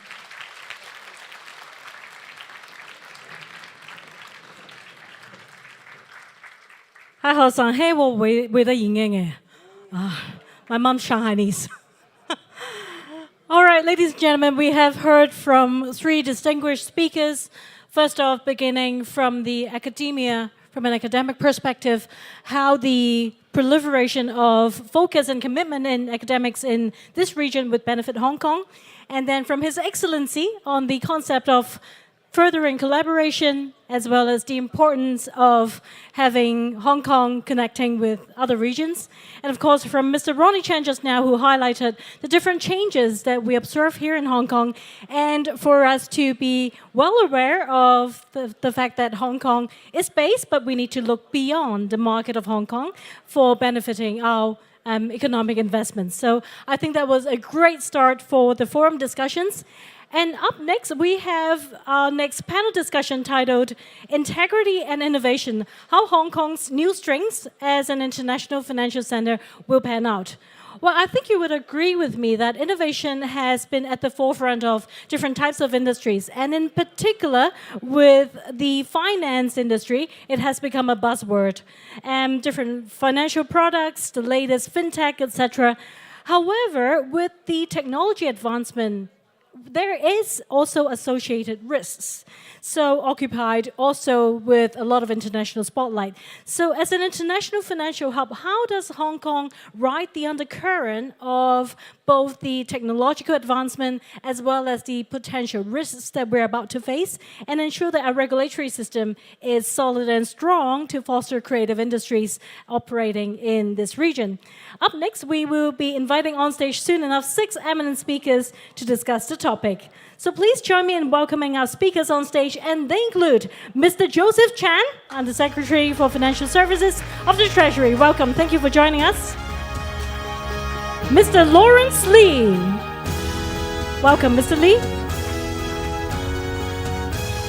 Mr. Nicholas Agustin. Thank you for joining us. Mr. David Lau.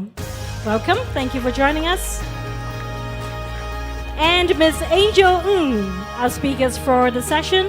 And our moderator for the panel, Mr. Darryl Ng. Let's welcome Darryl on stage.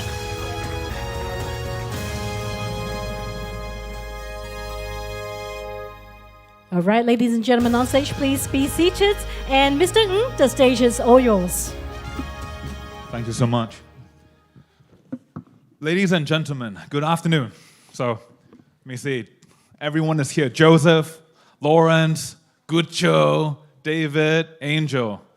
What a great pleasure to have you all join us here today. I'm so excited because all of you are my good friends, and also you are all great leaders working to create a better Hong Kong. And this is the perfect time for us to be discussing how we can enhance and leverage our dear city's strengths. As China reopens after the pandemic, as globalization shifts its gear in face of geopolitical uncertainty, Hong Kong must keep innovating and improving to show the world our attractions and to support our motherland in all ways. From renminbi internalization to fintech, from blockchain finance to family wealth management, I look forward to hearing from you all what you have to say on these very good topics. Joseph, the global financial landscape has changed significantly since the start of the pandemic. How would Hong Kong government characterize our new role in this landscape, and what new doors have opened for the city as IFC? Thank you, Dale. And well, first of all, I'd like to thank Bernie and the foundation for having me here today. Well, before we talk about the future, we mentioned about pandemic and the changes over the last few years. I want to first do a quick recap of where we stand as an international financial center. Because although the pandemic did affect many ways in our lives and the economy in terms of disrupting the supply chain and also how being business was conducted, I think from the financial market perspective, our figures remain strong, and I'll share that with you. If we look at the equity market last year and funds raised through IPO, we ranked number 4 in the world. Actually, number 1 and 2 was Shanghai and Shenzhen. Number 3 was NASDAQ. So if you're talking about capital free flow market, we actually ranked number 1 in Asia or number 2 in the world. In bond market, we ranked number 1 as a center for arranging Asian international bonds 7 consecutive years, topping the league table. Insurance, we continue to rank number 2 in the world and number 1 in Asia in terms of insurance density and insurance penetration rate. If we look at the banking system, despite the fact that in the last year or two, globally, there were pressure on liquidity, so on and so forth, the total amount of bank deposit in Hong Kong grew by 4.6% in 2021 and grew by another 1.7% in 2022. When it comes into asset and wealth management business, the latest report was released last year. At the end of 2021, our AUM reached close to $4.6 trillion across 19, 20, and 21 through 2 years of pandemic. We actually grew by 48% of AUM across that 3-year period. So you reckon that despite the challenge from pandemic, it might have changed a certain way how we conduct business, but we continue to be in a position of strength and position of scales. And indeed, our business on the market kept growing. So one might ask, so why is that? I think one reason behind this is pandemic or may change our concern, short-term concerns on supply chain, on travel restriction. But what is our core competitiveness? What makes Hong Kong special is down to, I think, rather than what Ronnie mentioned, which is one country, two system, right? Under one country, we provide preferential access to the mainland market. So when international financial institutions or investors looking for access to opportunities in mainland China, the second largest economy and keep growing strongly, Hong Kong is the location. And under two systems, right, we offer free flow of capital, free convertibility of Hong Kong dollars, common law system, and also our regulatory regime compatible with most of the major markets. And of course, our simple and low tax regime as well. So I think all these long-term competitiveness of Hong Kong remain the same, and that's explain why remain strong and keep growing regardless of the short-term sentiment per se. Moving forward, I would say, as I mentioned multiple times, I think through pandemic, technology is being adopted in a massive way. Fintech development, of course, advanced very quickly. Over the last few years now in Hong Kong, we have granted license to 4 virtual insurers, 8 virtual banks. Our own infrastructure, the faster payment system, over the last few years, we have now get around, we're talking about 12 million registrations under that as well. And at the end of October last year, we see that virtual assets is a business opportunity. It poses certain challenges because of the technology, blockchain and so, but I think what we should do is we should embrace the challenges and leverage on that to capture business opportunities. So we will adopt what we call a same activity, same risk, same rule principle to embrace these challenges and develop the business in virtual assets. So we actually promulgated our policy statement on development of virtual assets in Hong Kong at the end of October last year. And actually since December last year, we have 3 virtual asset futures ETFs listed in Hong Kong already. And in June this year, the new licensing regime for virtual asset service providers will commence operation. I reckon I'm using up my time already, although I only halfway through what I want to say. The last 30 seconds, I think the other change that we observed over the last few years is that ESG, green finance, have come in a big way. As I mentioned in the beginning, we are already the leader in asset management, in bond issuance, in equities, so on and so forth. But ESG will play a big role. So if we do not do ESG right, not only we will not win new businesses, but we might lose our existing market shares. So we embrace it with various initiatives, such as the government green bond program, such as a green and sustainable finance grant scheme. I'm happy to share with you that, let's say, last year in 2022, the total amount of green and sustainable debts issued in Hong Kong reached $80.5 billion. Is amount which is 5 times of 2020, so we're growing strongly. If we look at the ESG funds registered in Hong Kong, authorized by SFC at the end of last year, we're talking about 177 ESG funds authorized here. It's an increase of 86% in terms of number of funds. So you'll see that I think ESG, fintech are the way to go, and the government continue to put up different measures to support this growth. Maybe I should stop here to save some time for the rest. Thank you, Joseph. Thank you. That's really fantastic. A lot of good news for Hong Kong, and also the Hong Kong new government administration since last July 1st. You guys have been working around the clock to help Hong Kong, so thank you. Lawrence, Joseph outlined many forward-looking visions that we are all embracing. A core prerequisite for this is Hong Kong's strong common law system, which you know very well, which has been a key source of confidence and trust for international investors. What are the particular highlights for investors that you would like us to consider as we emerge from the pandemic? And Hong Kong as an IFC, how can Hong Kong leverage your unique strengths of the common law to enhance our connection between the mainland, GBA, and the global market? Thank you. Oh, this is a bit of a long question. You know what? I caught one word, prerequisite. And Daryl, thanks for using that word. Law is not an afterthought. It doesn't become relevant only when you have disputes. It is, thank you for using the word prerequisite. On a personal note, could I begin on a personal note by saying I was sitting here listening to the beginning speakers, and I thought to myself, I texted Bernie, who's left, oh, culture and law are the 2 new topics now. Not really, because as you say, that is the prerequisite to things. But finally, I realized why the government appointed a barrister to chair the Financial Services Development Council. So I actually do have something to say, I suppose. And it is this. The question is about how common law helps, how Hong Kong's legal system helps. To answer the question, let's pause.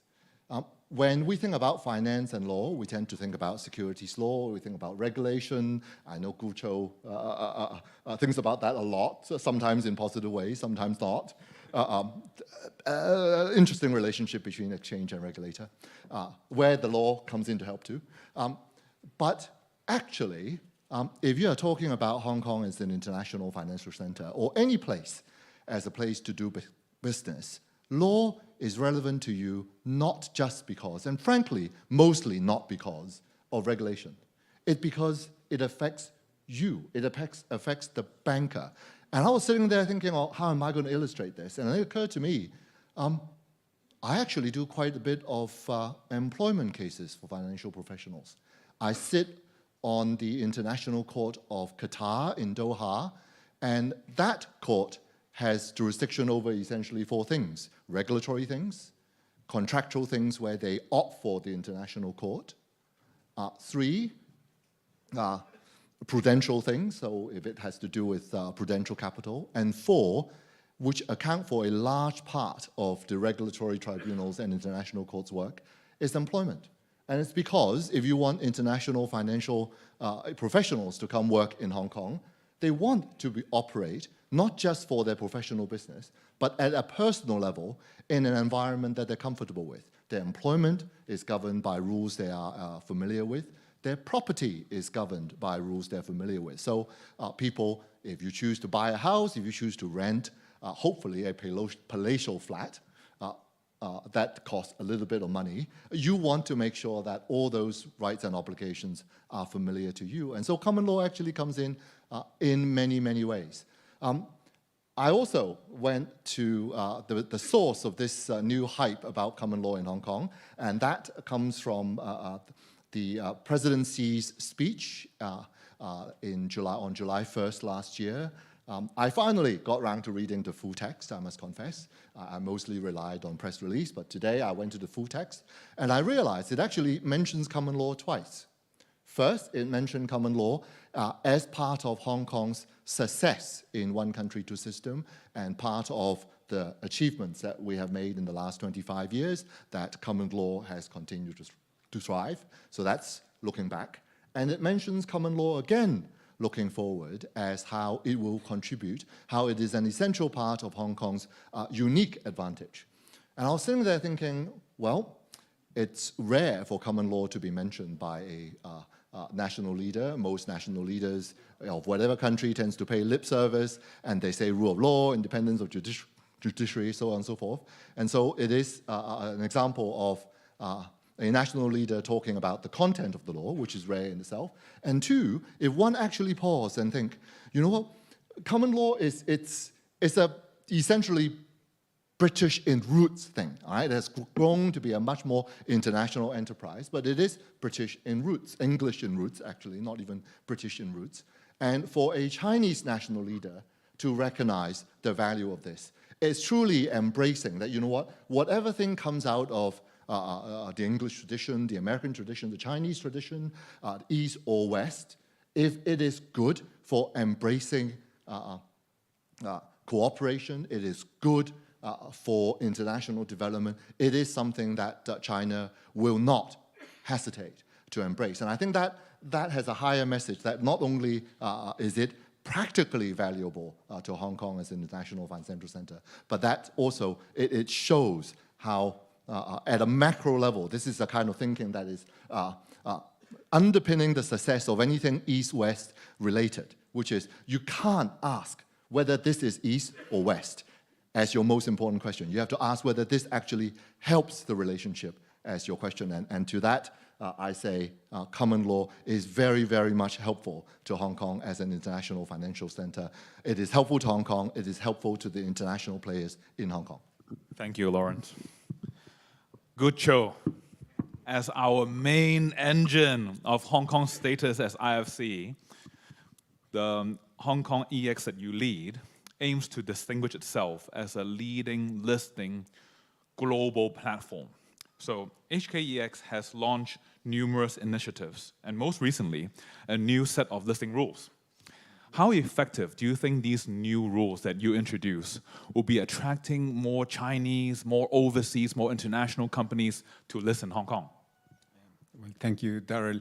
And let me start by perhaps making a linkage in order to answer that question between the title of this event and what we do and what we're trying to do. I mean, the title of progressing through collaboration and connecting the world. These are very, very important. One of the first things that I actually did when I joined the exchange is make sure that, look at the purpose. What's our purpose? What we're trying to do. And we ended up with a purpose which is to connect, promote, and progress our markets and the communities they support for the benefit of all. So it's very important as an infrastructure what we're trying to do, and we're going to achieve this through three strategic principles, three things that we're focusing on. First one, connecting China and the world. And I'm not going to spend time because Ronnie already said it, be smart, okay? So connecting China and the world, it makes sense.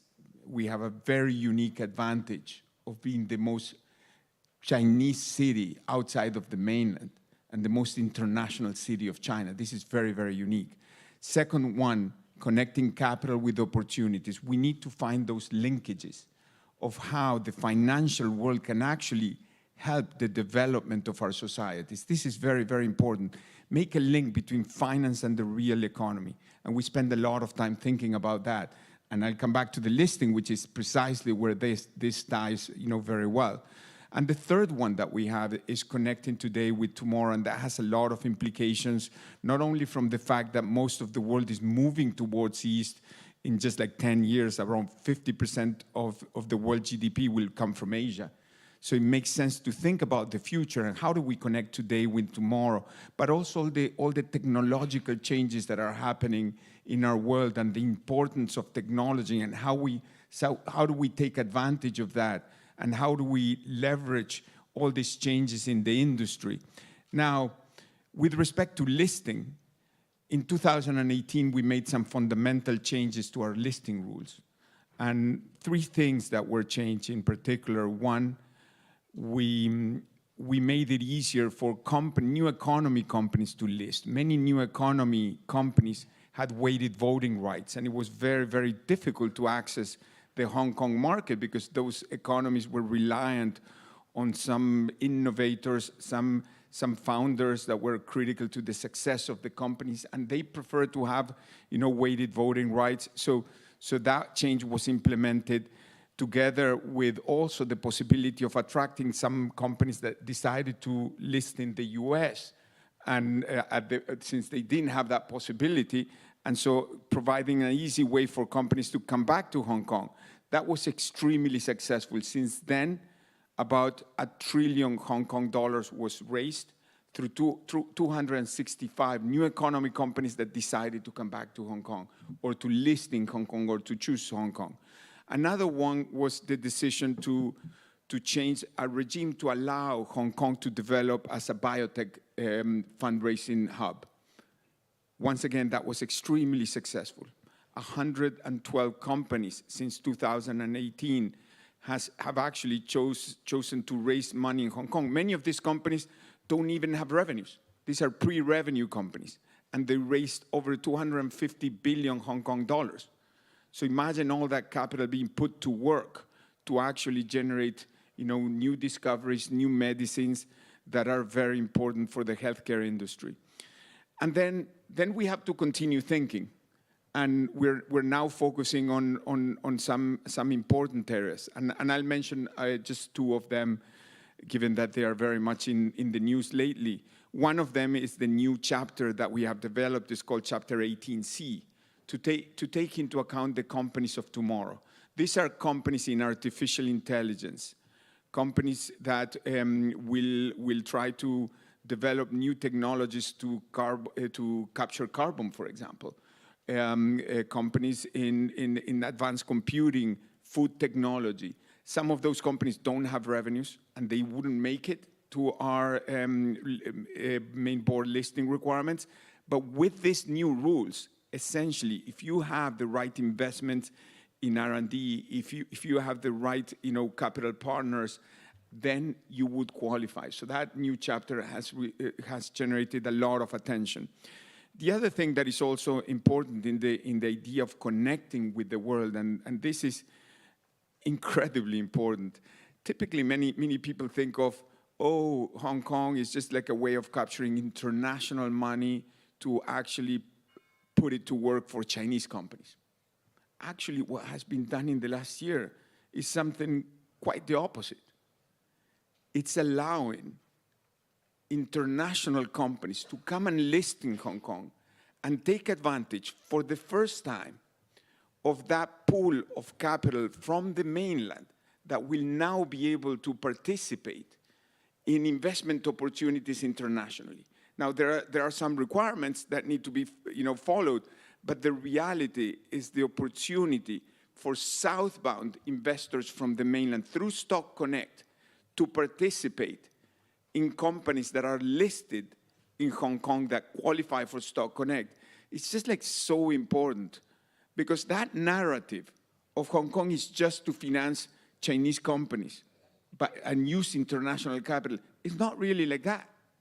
The objective is to make this a two-way flow, to make it a capital center where capital and opportunities can meet. And it doesn't matter if it's like international capital or domestic Chinese capital, and it doesn't matter if it's opportunities from anywhere in the world. If we can do that, we're going to create a critical mass in certain industries, particularly around technology, that is going to be incredibly exciting for the future. Good job. I hope that you will lead Hong Kong Stock Exchange to be the global IPO champion this year, okay? So, David, as Gucho just said, Hong Kong's value has much to do with us being core part of China. What, in your opinion, is the greatest value of one country, two systems?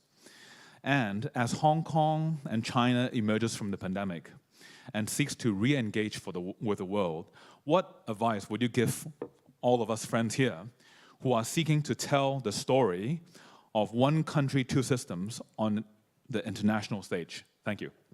Well, thank you. Thank you, firstly, Daryl, for shortening the session and collaborating so I can catch a flight to Beijing straight after this. That's very kind and thoughtful. And secondly, thank you for this question, because I'm so glad that all the previous speakers has answered the one country, two system so well already. And I've been trying to think how not to repeat all the words of wisdoms that's been shared by everybody. And I just invariably, in being in Hong Kong, thought about food, and in particular seafood. And you know, Hong Kong is such a unique place. And I really remember we're family friends, and all our previous generations, they're so particular about their seafood, particularly the fish in Hong Kong.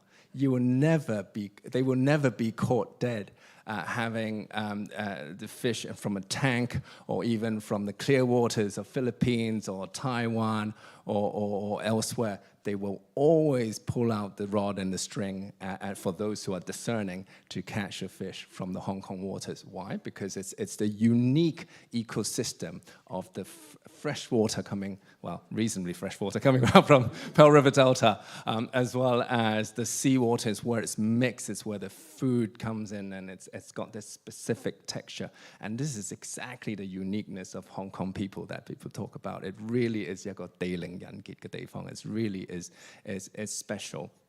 And I think this is where one country, two system is completely unique. It isn't present in anywhere else.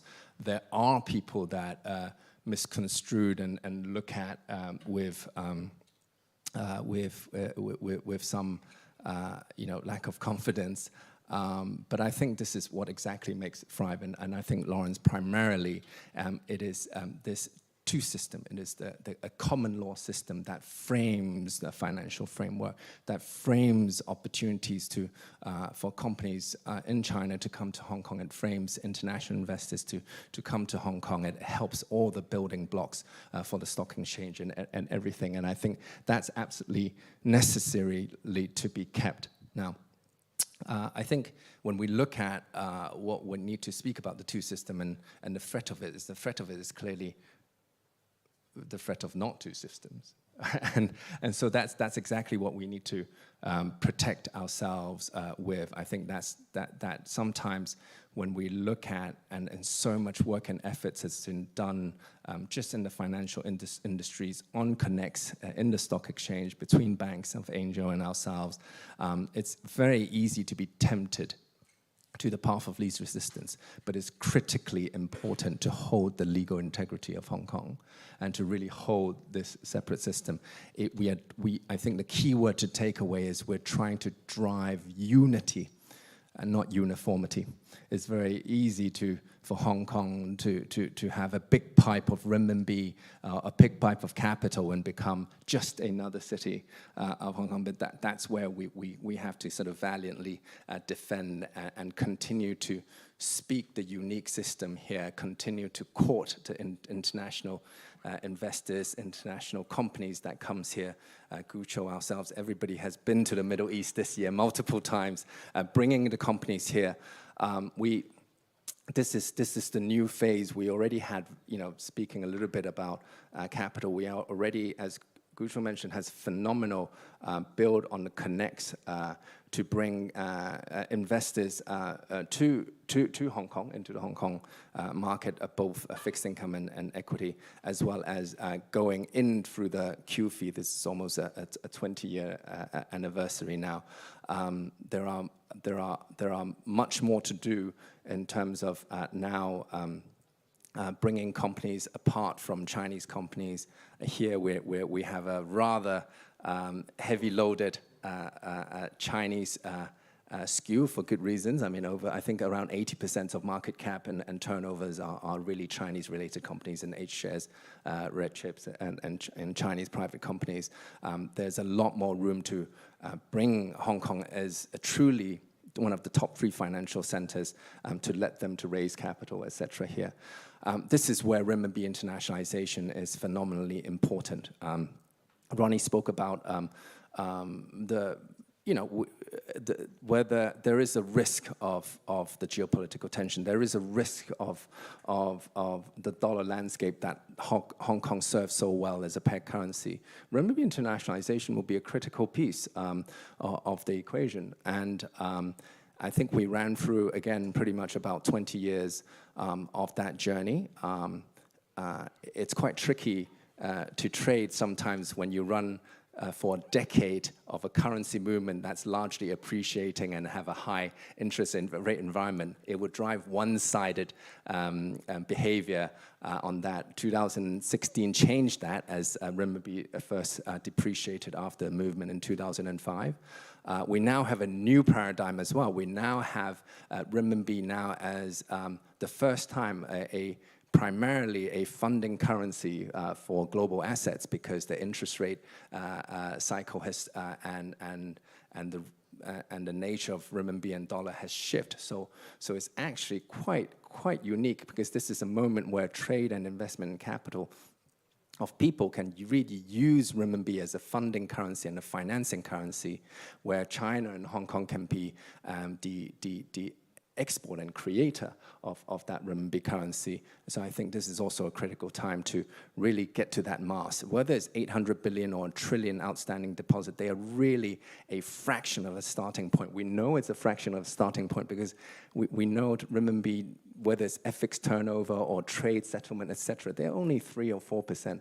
3 or 4% of a currency of the largest trading state is just a very underrepresenting volume. So I think much more work to do there. Thank you, David. Safe trip to Beijing tonight at 7.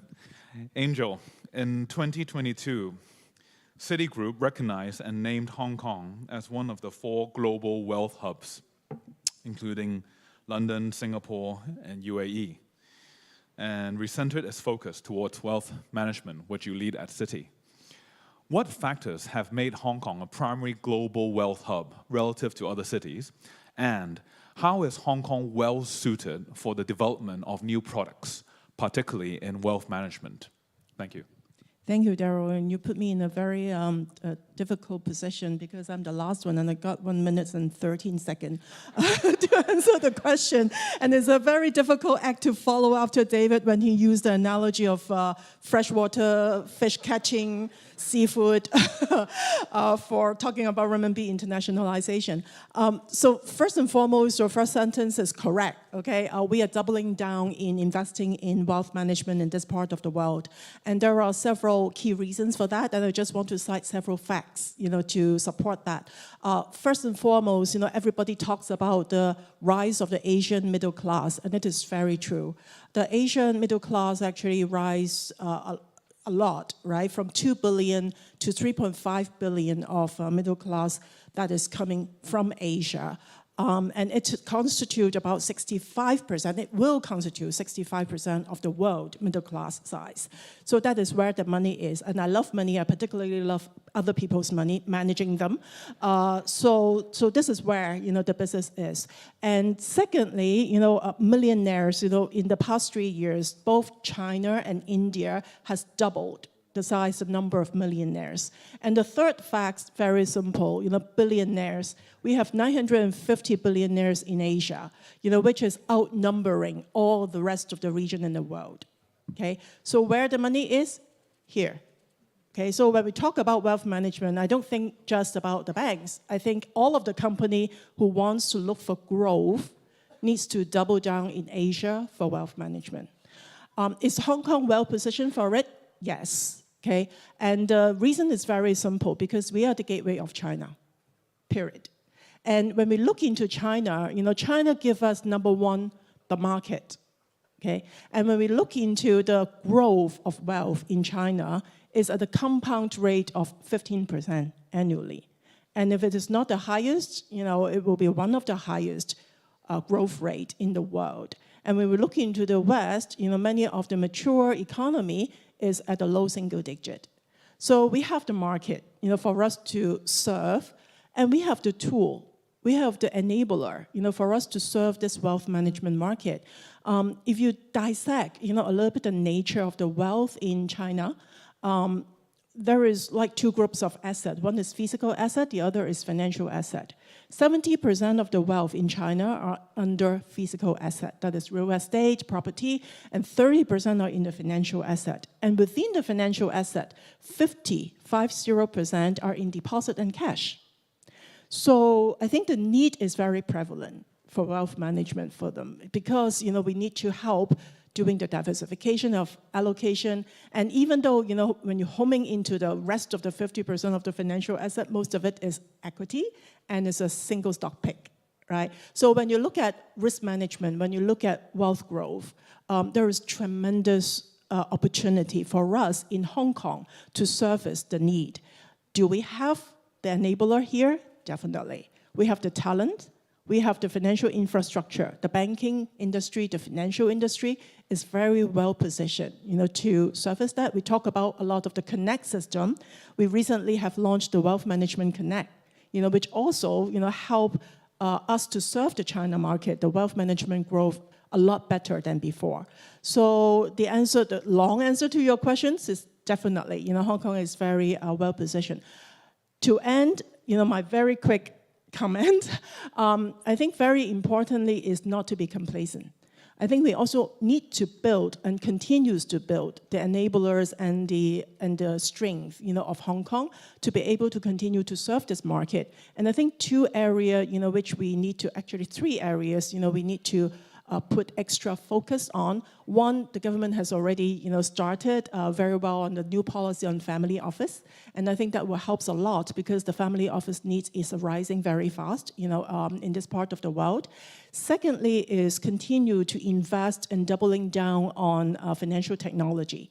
And thirdly is to look at how we can strengthen our ability to help mainland China on pension management, because this is one of the biggest gap and need as well in this particular market. I'll end my comment there. Thank you so much. Thank you. So this has been a fantastic discussion with excitement, humor, and a lot of new details. It's been a real privilege for me. Hong Kong's financial success and our spirit of innovation are core parts of what makes our city truly one of a kind in the world. There's only one Hong Kong. And thank you all for making Hong Kong an even greater place. Thank you all for listening. Thank you. Thank you so much. Once again, let's put our hands together for our panel speakers and Mr. Ng for doing us the honor of moderating for us. Thank you very much, ladies and gentlemen. Please do be seated and have a good flight to Beijing. All right, before I invite our next panel on stage, once again, a reminder, if you have questions to pose for our panel speakers and our moderator, do utilize the QR code on the leaflet for the second panel. 如果您对于我们论坛上的主讲嘉宾有提问，希望向他们发问的话呢，可以看一下我们常看上面有2个二维码，但我们现在呢是第2个二维码，就可以把你们的提问给问到我们台上的嘉宾们。Well, just to do a short poll here, in the past month, I find that most of my friends have been in a dilemma to decide what events to go. Hands up for those who have been to Rugby 7. Not bad. Hands up for those who have been to Art Basel. The Innovation and Tech Week. That's right. In fact, Hong Kong is not only a world's leading market for investments as well as for capital raising, but also to stage international events. And our region's facilitating position has been further affirmed and expanded in China's 14th five-year plan announced in the year 2021.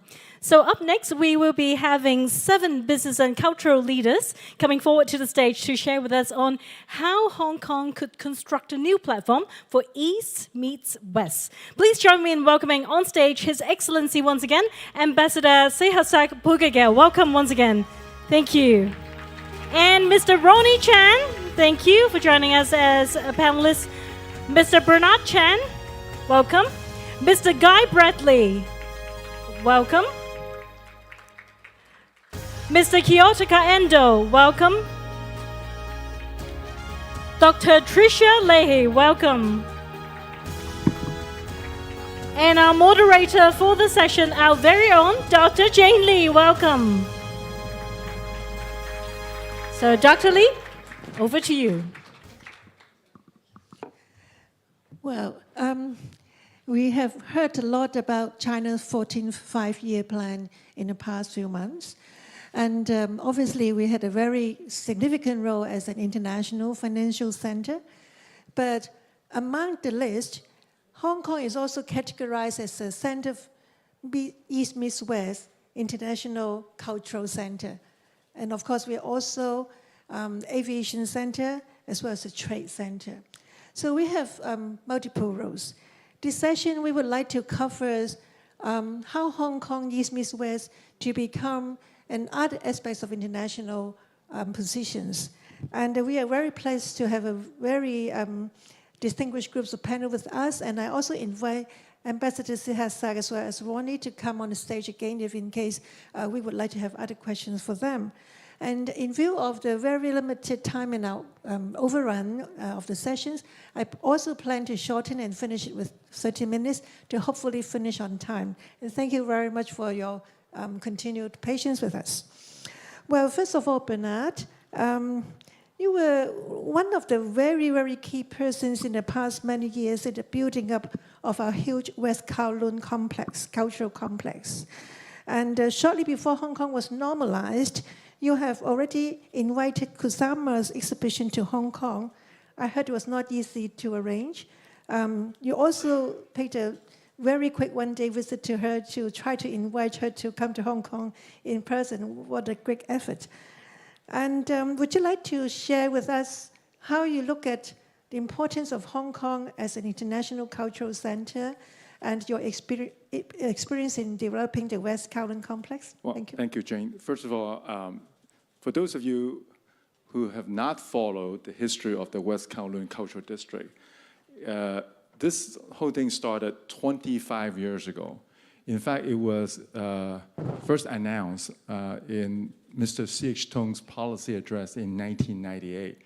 But I'm pretty sure back then, even him himself may not have expected how important this West Kowloon it is today for Hong Kong. Especially at a time for this moment, West Kowloon Cultural District is the Hong Kong comeback story. Seriously. Whether it's M+ or Palace Museum and the other facilities we have, because they are truly world-class. Jane, you asked the questions, Kusama. Yes, I mean, honestly, I'm not exactly a Kusama follower all this year until now because I'm in this position. And I was so amazed because an exhibition like Kusama is many years in making. It didn't just happen like 2 months ago when we announced this thing. Years in making, in preparing. And so when I was first being told about these Kusama exhibitions, my first question was, you know, where are these collection came from? Apparently, it's been like unknown for many different places, right? They're unknown to Hong Kong, right? We create this show, but all the paintings came from everywhere. So why would they trust us? Right? Because you can see M+ like a complete startup. We were only open in 2021 November. So why would they trust us, you know, to give us these collection, right? We have no track record before. We do now. We now have a track record. Amazing people. It's like, wow, Hong Kong can do this. But before that, why would they trust us? Would they trust us because it's not just we have the hardware, but we have the software, we have the people. So the people behind M+, they are experts from everywhere, right? When we open M+, we recruit them to Hong Kong to work for us. And they have the track record. They were able to convince to some foundations and all the different counterparts to lend us these things. Similarly, at Palace Museum, Why would Beijing Palace Museum entrust us and give us 900 pieces of, and of the 900 pieces, 160 are Grade 1 treasure from China, from Beijing, on loan to us? Again, because we, LCSD, the Hong Kong government, have track record in showcasing these national treasures. So I think it's a combination, even though both Palace Museum and M+ are startups with no track record, but people entrusted us that Hong Kong can deliver them, and we did. And now even better, now the story is even easier to convince, because now they can see what we can deliver, and I can foresee more and more international collaboration to come, and Hong Kong will continue to able to use West Kowloon to showcase, we Hong Kong as a hub, an arts and culture hub, not just for Hong Kong, for the region. And we should be using this Hong Kong platform to work with our counterparts in the ASEAN, with Japan, and South Korea, and so on. It should not be just us. It's the entire region. I can entirely agree with Ambassador Sihasa's earlier comments. This is not just one location. It's this collaboration with the region, because the time is Asia now. So I think Hong Kong can be entrusted with this role to facilitate this dialogue within the entire region. Thank you, Bernard. Mr. Bradley, the role of Hong Kong as an international aviation center is really important. And of course, in the past few years, aviation suffered the most among, the difficult problems in Hong Kong's economy. And now it's recovering. And would you please share with us your experience of Hong Kong rebounding as an aviation center? Well, certainly, it's extremely nice to be flying again, I can tell you that. After 2 or 3 years of very difficult times, both for Hong Kong and for aviation. Look, the two biggest challenges I think we're facing, and these are global challenges in aviation, are one to do with manpower and one to do with just airport resources, which can mean capacity shortages or infrastructure issues. And on the manpower side, it's, much has been made of the sort of need to get top talent into Hong Kong, but I can assure you, certainly in terms of airport workers, it's also, there's also shortages in the frontline staff, and so we need to not forget that. Same in lots of other jurisdictions, but it's definitely the case here. So, I mean, luckily, we've heard that under one country, two systems, and with the 14th five-year plan, Hong Kong is set up now to act as that super connector between East and West. And as Hong Kong's home carrier, Cathay Pacific's obviously got a very important role in carrying people and goods in and out of China through Hong Kong and to the world. So we're pretty excited about that. You heard Bernie say at the start of the conference that within 5 hours flight, we get to half of the world's population. So Hong Kong has a very strong natural position vis-a-vis other parts of other competitors like Singapore as an aviation hub, and we need to continue to leverage that. We've also got this proximity now to the GBA, and instead of just being an 8 million domestic-based market, we're an 86 million domestic-based market, and that represents a real opportunity now for Hong Kong to see its passenger base in a much bigger way. So we're very excited about that. The other interesting thing on the cargo side is, as most of you will know, Hong Kong has been the #1 international cargo hub in the world for quite some time. And it was staggering, really, that we were able to still retain that position in 2022, despite all the things that were going on in terms of supply chains and pandemics and things. So we need to stay there, and we need to build on that #1 position. So that'll be pretty exciting. I think in terms of opportunities to address those challenges, we've got a new third runway coming, which we're all getting ready for, and that will be very good for Hong Kong. And we've got great support from the central government, which is vital. And I think in terms of the labour, the exciting opportunity for me is this great frontline pool of labour just across the border. And we should look very hard and work very hard to tap into that pool of labour And lastly, for me, the opportunity is to increase our collaboration with, in an aviation sense, with Shenzhen and Zhuhai. I know there are lots of conversations with Zhuhai and the Hong Kong airport, but we also need to think about Shenzhen, which is only 36 kilometers away. And I think basically my position is we need more than one bridge connecting all these places. And how about a rail link between the two airports, Shenzhen and Hong Kong? 15 minutes between the two, it would benefit both ends. It'd be great. Thank you. Thank you. Ando-san, well, supply chain is obviously very important in building up Hong Kong's trading international position. And would you like to share with you your experience in Lisin's fruit development and product development and your operation? Share with us your experiences. Okay, so I'm an instant noodle man. So I should have some simple, short speech, maybe. Just to talk. Explanation is better. Yeah? Yeah, so we Nissin has some international section here. And we try to export our products to US or Australia, not only China. We had a factory here, and also China, in mainland China too. And then, Hong Kong is a very famous show window for mainland China FMCG market. But recently changing to global market, for the global market. Because under the COVID, Southeast Asian flavors become very popular in US supermarket, in Australian supermarket. So they try to expand more space for Asian food. And then Hong Kong is a very good market, test market for Southeast Asian flavor or Korean flavors. Because US buyers or Australian buyer contact to Hong Kong, what is the popular flavor in Hong Kong, especially about the Southeast Asian flavors.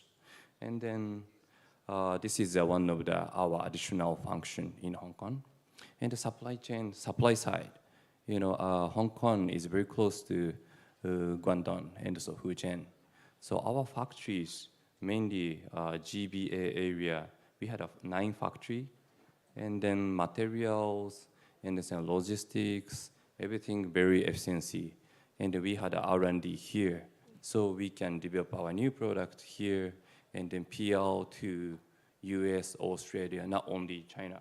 So this is a very wonderful place, efficiency place in the market for us. This is our Hong Kong hub center's function. Thank you very much, Anderson. Trisha, we're very happy to see Hong Kong athletes continue success since the Tokyo Olympics. And of course, the recent success was also really encouraging for us. And you obviously play a very important role in this. And Rugby 7 is also another encouraging event for us. We had 29,000 people enrolled, and about 20% from overseas. Of course, related to this is a series of entertainment, business, and events that happened during the week.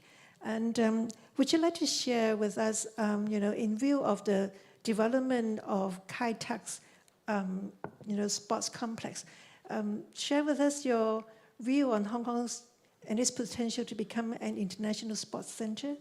Thank you very much, Jane. Well, first of all, let me begin my comments by saying that we've had some articulation earlier on in the sessions about the increasing polarization of the world and the political conflicts and the exclusionary policies stemming from that.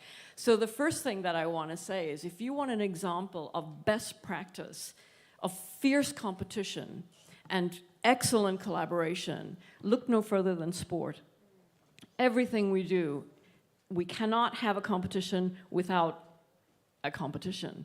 engagement with the world, without connection with the world.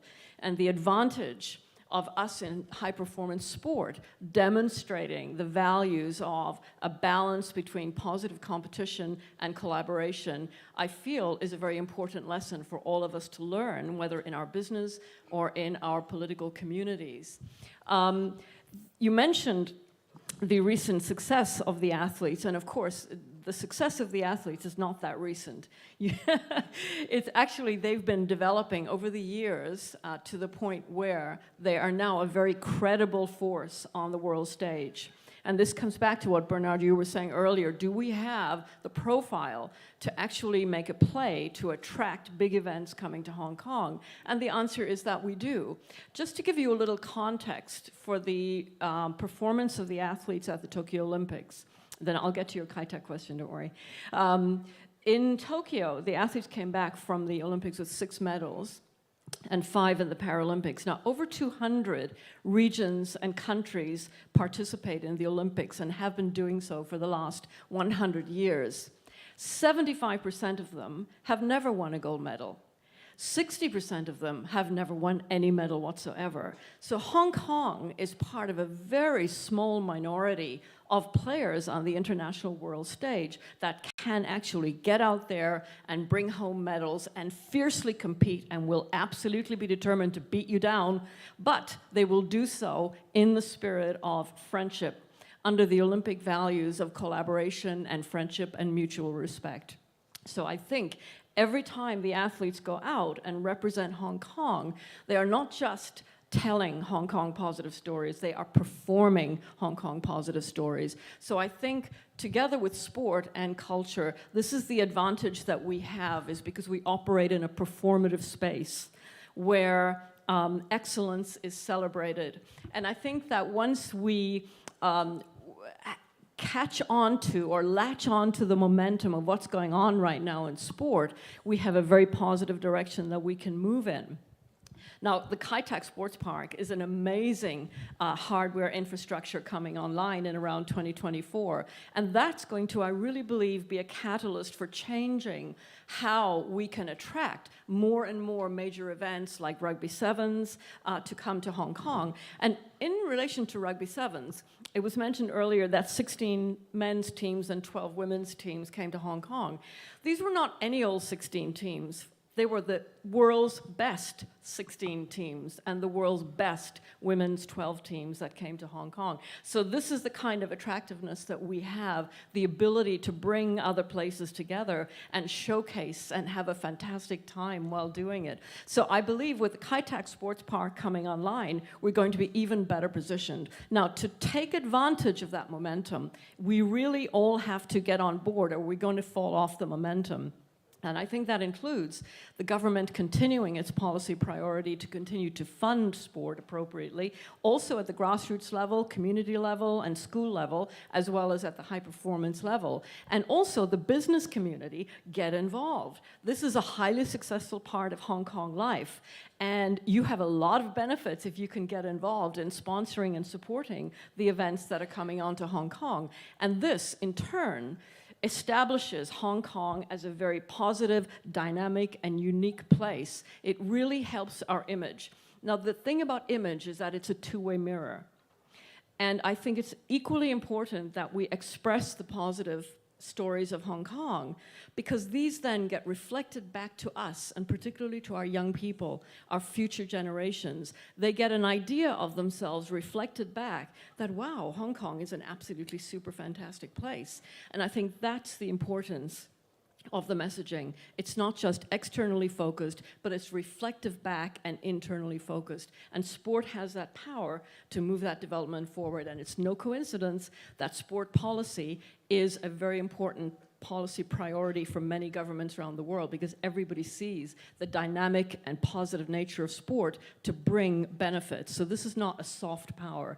This is a very, very visible hard power. And I think the image of Hong Kong athletes performing successfully, or even when they perform unsuccessfully and they get defeated, but they get back up again with that determination, undiminished determination to fight again. This, I think, has a real impact on social mindsets. Again, whether it's externally with people admiring the competitive, fierce spirit of Hong Kong, and internally, our can-do spirit, our athlete spirit that I hope every young person in Hong Kong and every old person like us sitting here can also learn and demonstrate in our lives, in our business, and in our communities. This is, for me, what's the best part of Hong Kong. I think you also have a lot of collaboration with China mainland in terms of training and other things. This is unquestionably, we cannot operate without collaboration. So we collaborate with our counterparts in mainland China. We have a number of institutional relationships in mainland China and have done for many years, and we have benefited significantly from that. Also with our ASEAN partners, and also with our wider Asian partners, as well as with our international partners. So we also, similar to what has been mentioned before, see ourselves as part of that dual circulation pathway. We're circulating within the Greater Bay Area, within China, and out into the Asian region, including our ASEAN friends, as well as internationally. So I think sport has a very finessed way of moving through these political barriers and finding ways of moving forward and showing positive collaboration. And don't forget, 2025, the Greater Bay Area, Hong Kong hosted, co-hosted, National Games will be held here in Hong Kong. It's co-hosted by Macau, Guangdong, and also Hong Kong. So this is going to be a spectacular event. Get behind it, make sure you come out to support the athletes, and make sure that you support the events. This will showcase Kai Tak Sports Park in a fantastic way, because with that beautiful 50,000 seat stadium, we're all looking forward to this, and I think the only way is up. Thank you very much, Trisha. Ambassador Sihasak, you just mentioned it is important to have quality and sustainable growth. And obviously, one of the most valuable parts of our Eastern culture is harmony, is collaboration. We talk about dialogue and sharing. Would you like to share with us your ASEAN perspective in this and the role of Hong Kong in contributing to this kind of development of collaboration with Eastern values? Well, of course, we have so-called Eastern value. There's so-called Western value. But the tendency is to create a divide between these Eastern value and Western value. I think what is important is to share these values.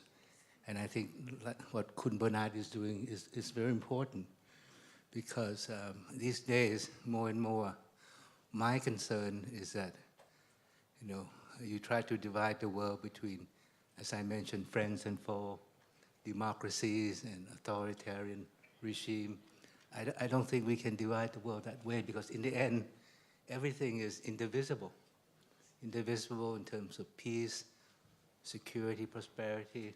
And culturally, we should see as a means of bringing countries together. I serve my country on on UNESCO, on the World Cultural Heritage. And I think this is what we have to do. See culture as the bridge that brings us together, because we all appreciate culture, And so that for me, East and West, yes, but at the same time, it doesn't mean East is the East, West is the West. Thank you. Thank you. And Ronnie, thank you so much for your address to us. Would you like to further elaborate on this topic of this panel, East Meets West International Cultural Center? You also give a lot of support to cultural developments, both in China mainland and Hong Kong. What do you think would be the role of Hong Kong in cultural exchanges, and what is the potential of this? First of all, Jane, my name is Ronnie Chan. Ronnie is a Western name, and Chan is a Chinese name. 杨明教长. And according to Zheng Yanxiong earlier, the director, let it be.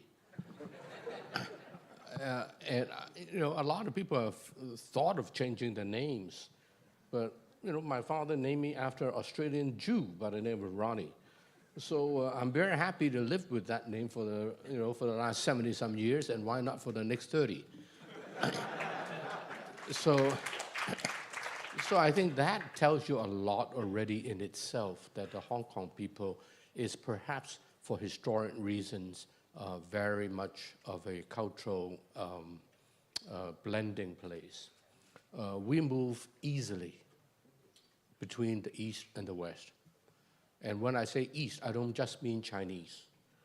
I mean a little bit of Japan, a little bit of Korea, a little bit of Southeast Asia, because Hong Kong people travel so much, and we love all those countries.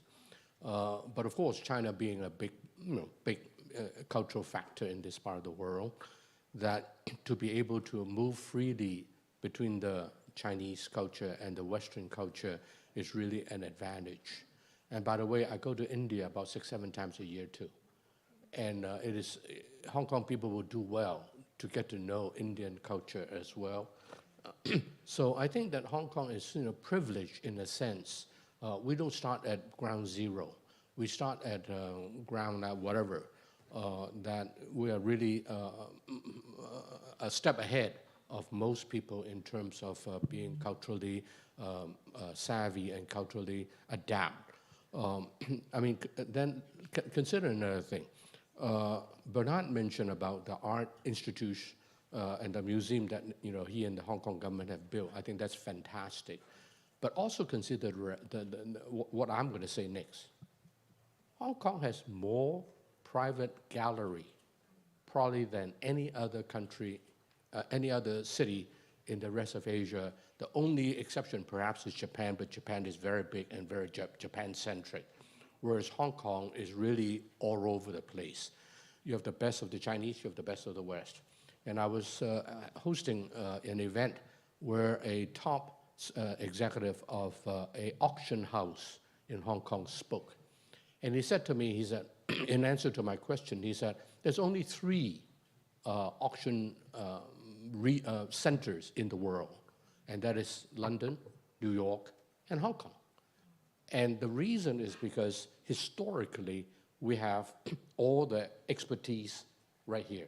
Talk about Chinese bronze, Chinese painting, Chinese calligraphy, Western modernist, postmodernist, classical, you name it. We have the expert here from judging the authenticity of it all the way to the technical restoration of it. Hong Kong has probably more of all that that chain than anywhere else in the world. And of course, finally, the very important thing is money. Hong Kong is the money. And the Hong Kong money is very much into the art. So the gentleman told me, the auction house gentleman, he said something like 70-80%, about 80% of the artwork sold in this part of the world are from the Chinese, from mainland, from Taiwan, and from Hong Kong. The next one is perhaps Vietnam, he told me, which was a little bit to my surprise, but whatever it is. So 70-80% of all the money that buys art is in Hong Kong or through Hong Kong. And so, all these things together with the sports, the air hub, the art, and so forth, and the business leaders who are making Hong Kong a hub, I just think that Hong Kong, not just on the business side, but in the art side, is unique. Finally, allow me to say one last thing to a little marketing. Right across the street here is a thing called the Asia Society. If you have not been to Asia Society, sorry, you're culturally unadapted. Thank you. So walk over there. There is an art exhibition right now. Listen, that is 5 Italian artists, sculptors and sculptresses working on stone, and 5 Hong Kong artists working on wood. And each piece is co-invented, co-created by an Italian and a Hong Kong. So, where do you see such thing, right? So I'm not just marketing Asia Society, of course I am, but just to show you what Hong Kong is like. And these are the institutions that almost don't exist anywhere else in the world, in this part of the world. And so I'm very comfortable that Hong Kong, in the artistic and cultural side of things, will also blossom in the coming years and decades to come. Thank you, Ronnie. I think Bernard would like to have the last word. Because after Ronnie spoke, then the rest of us can also now chip in, because Ronnie can always dare to say something that no one else dare to, to comment, even though we all share the same thing, but Ronnie will be the first. I just want to say one thing, that something he just spoke, and it struck me that I have to respond. when you mention your name, Ronnie Chan, right? Because Bernard Chan. yes, not only that, Ronnie. This is exactly my point. And it's not actually a secret. It's an open secret. When I was asked to join the Executive Council, I have to give up my Thai passport. Right? I gave up my Thai passport in 2004 in order to join the Executive Council. But that is also the same time, I actually changed my name. My English, well, the English name I use in Hong Kong, I add a Thai name to my name, right? Because I want to preserve that heritage. I'm not shy about that heritage. But of course, I'm born and raised in Hong Kong, but it's nothing wrong for me to add that name. They don't use it for today because it's just too long. But anyway, it's my name. So I think that's what Hong Kong is about, right? It's about inclusiveness, right? We are an international city. We should be inclusive. And I'm so glad today the message was for Director Zhang telling that we should continue Hong Kong the way we have always been. So I think, but of course, only after Ronnie spoke, then I dared to comment my name. Well, thank you. And I'm sure that members sharing on the message we just listened tell us that Hong Kong is also a very livable city. We have very good opportunities for sports, arts and culture, music, and of course, a good business trading opportunities. And with this point, I should stop here because I want to let Bernard to give the final remarks. Could I have the MC, please? Thank you very much. Let's put our hands together for the panel, shall we? While we still have everyone on stage, could we invite Mr. Bernard Chan to deliver the closing remarks for today, please? Do I do it from here, or we let? Okay, or my first. Well, first of all, thank you, ladies and gentlemen. I know it's been more than 3 hours. When I saw Sir Michael still here with us, and Aaron is here, I feel like, okay, at least you must be creating some value, right? That the rest of you are still here with us after 3 hours long. I hope that you benefit from today's event, especially from all the remarks given by our esteemed speakers, panelists, and so on. And I think especially, I'm not joking, the comment made by Director Zhang early on, I hope you all get the proper translation because his remark is very important, right? In fact, I think that's probably the single most important takeaway this afternoon is it's not just us, it's central government wants Hong Kong to continue the role of Hong Kong being an international city. Not just for China, but for the world. Hong Kong is an international city. But of course, given the 3 years of COVID and so on, and all the negative press, people start to doubt about are we remain as international as we should be. And it's not just the international world doubt us. Even among us, some of us start to worry about that future of Hong Kong. But I think hopefully through today's event and the endorsement given by our speakers and panelists, it gives us the assurance that Hong Kong should continue this path. And our Hong Kong foundations are very glad that we have this opportunity to host this event. And this will definitely not be the last. We will continue to help to foster that dialogue. I think dialogue is important. Again, it is not just about Hong Kong. I think Ambassador Sihasa's comment early on about leave no one behind. I think that's an important message. It means many things, right? It's between the own city. We must be inclusive. We make sure that we include everyone while we progress. But it can also say about the whole region as a whole too. It's not a zero-sum game. We should not be just Hong Kong winning everything. We should work together with all our partners in the region, business and so on, to win together.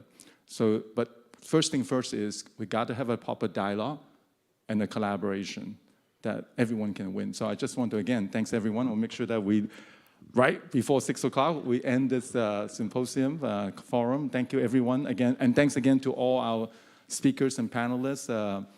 who's sticking with us all this time. Hope to see you all soon. Thank you. Thank you very much, Mr. Chan. Thank you.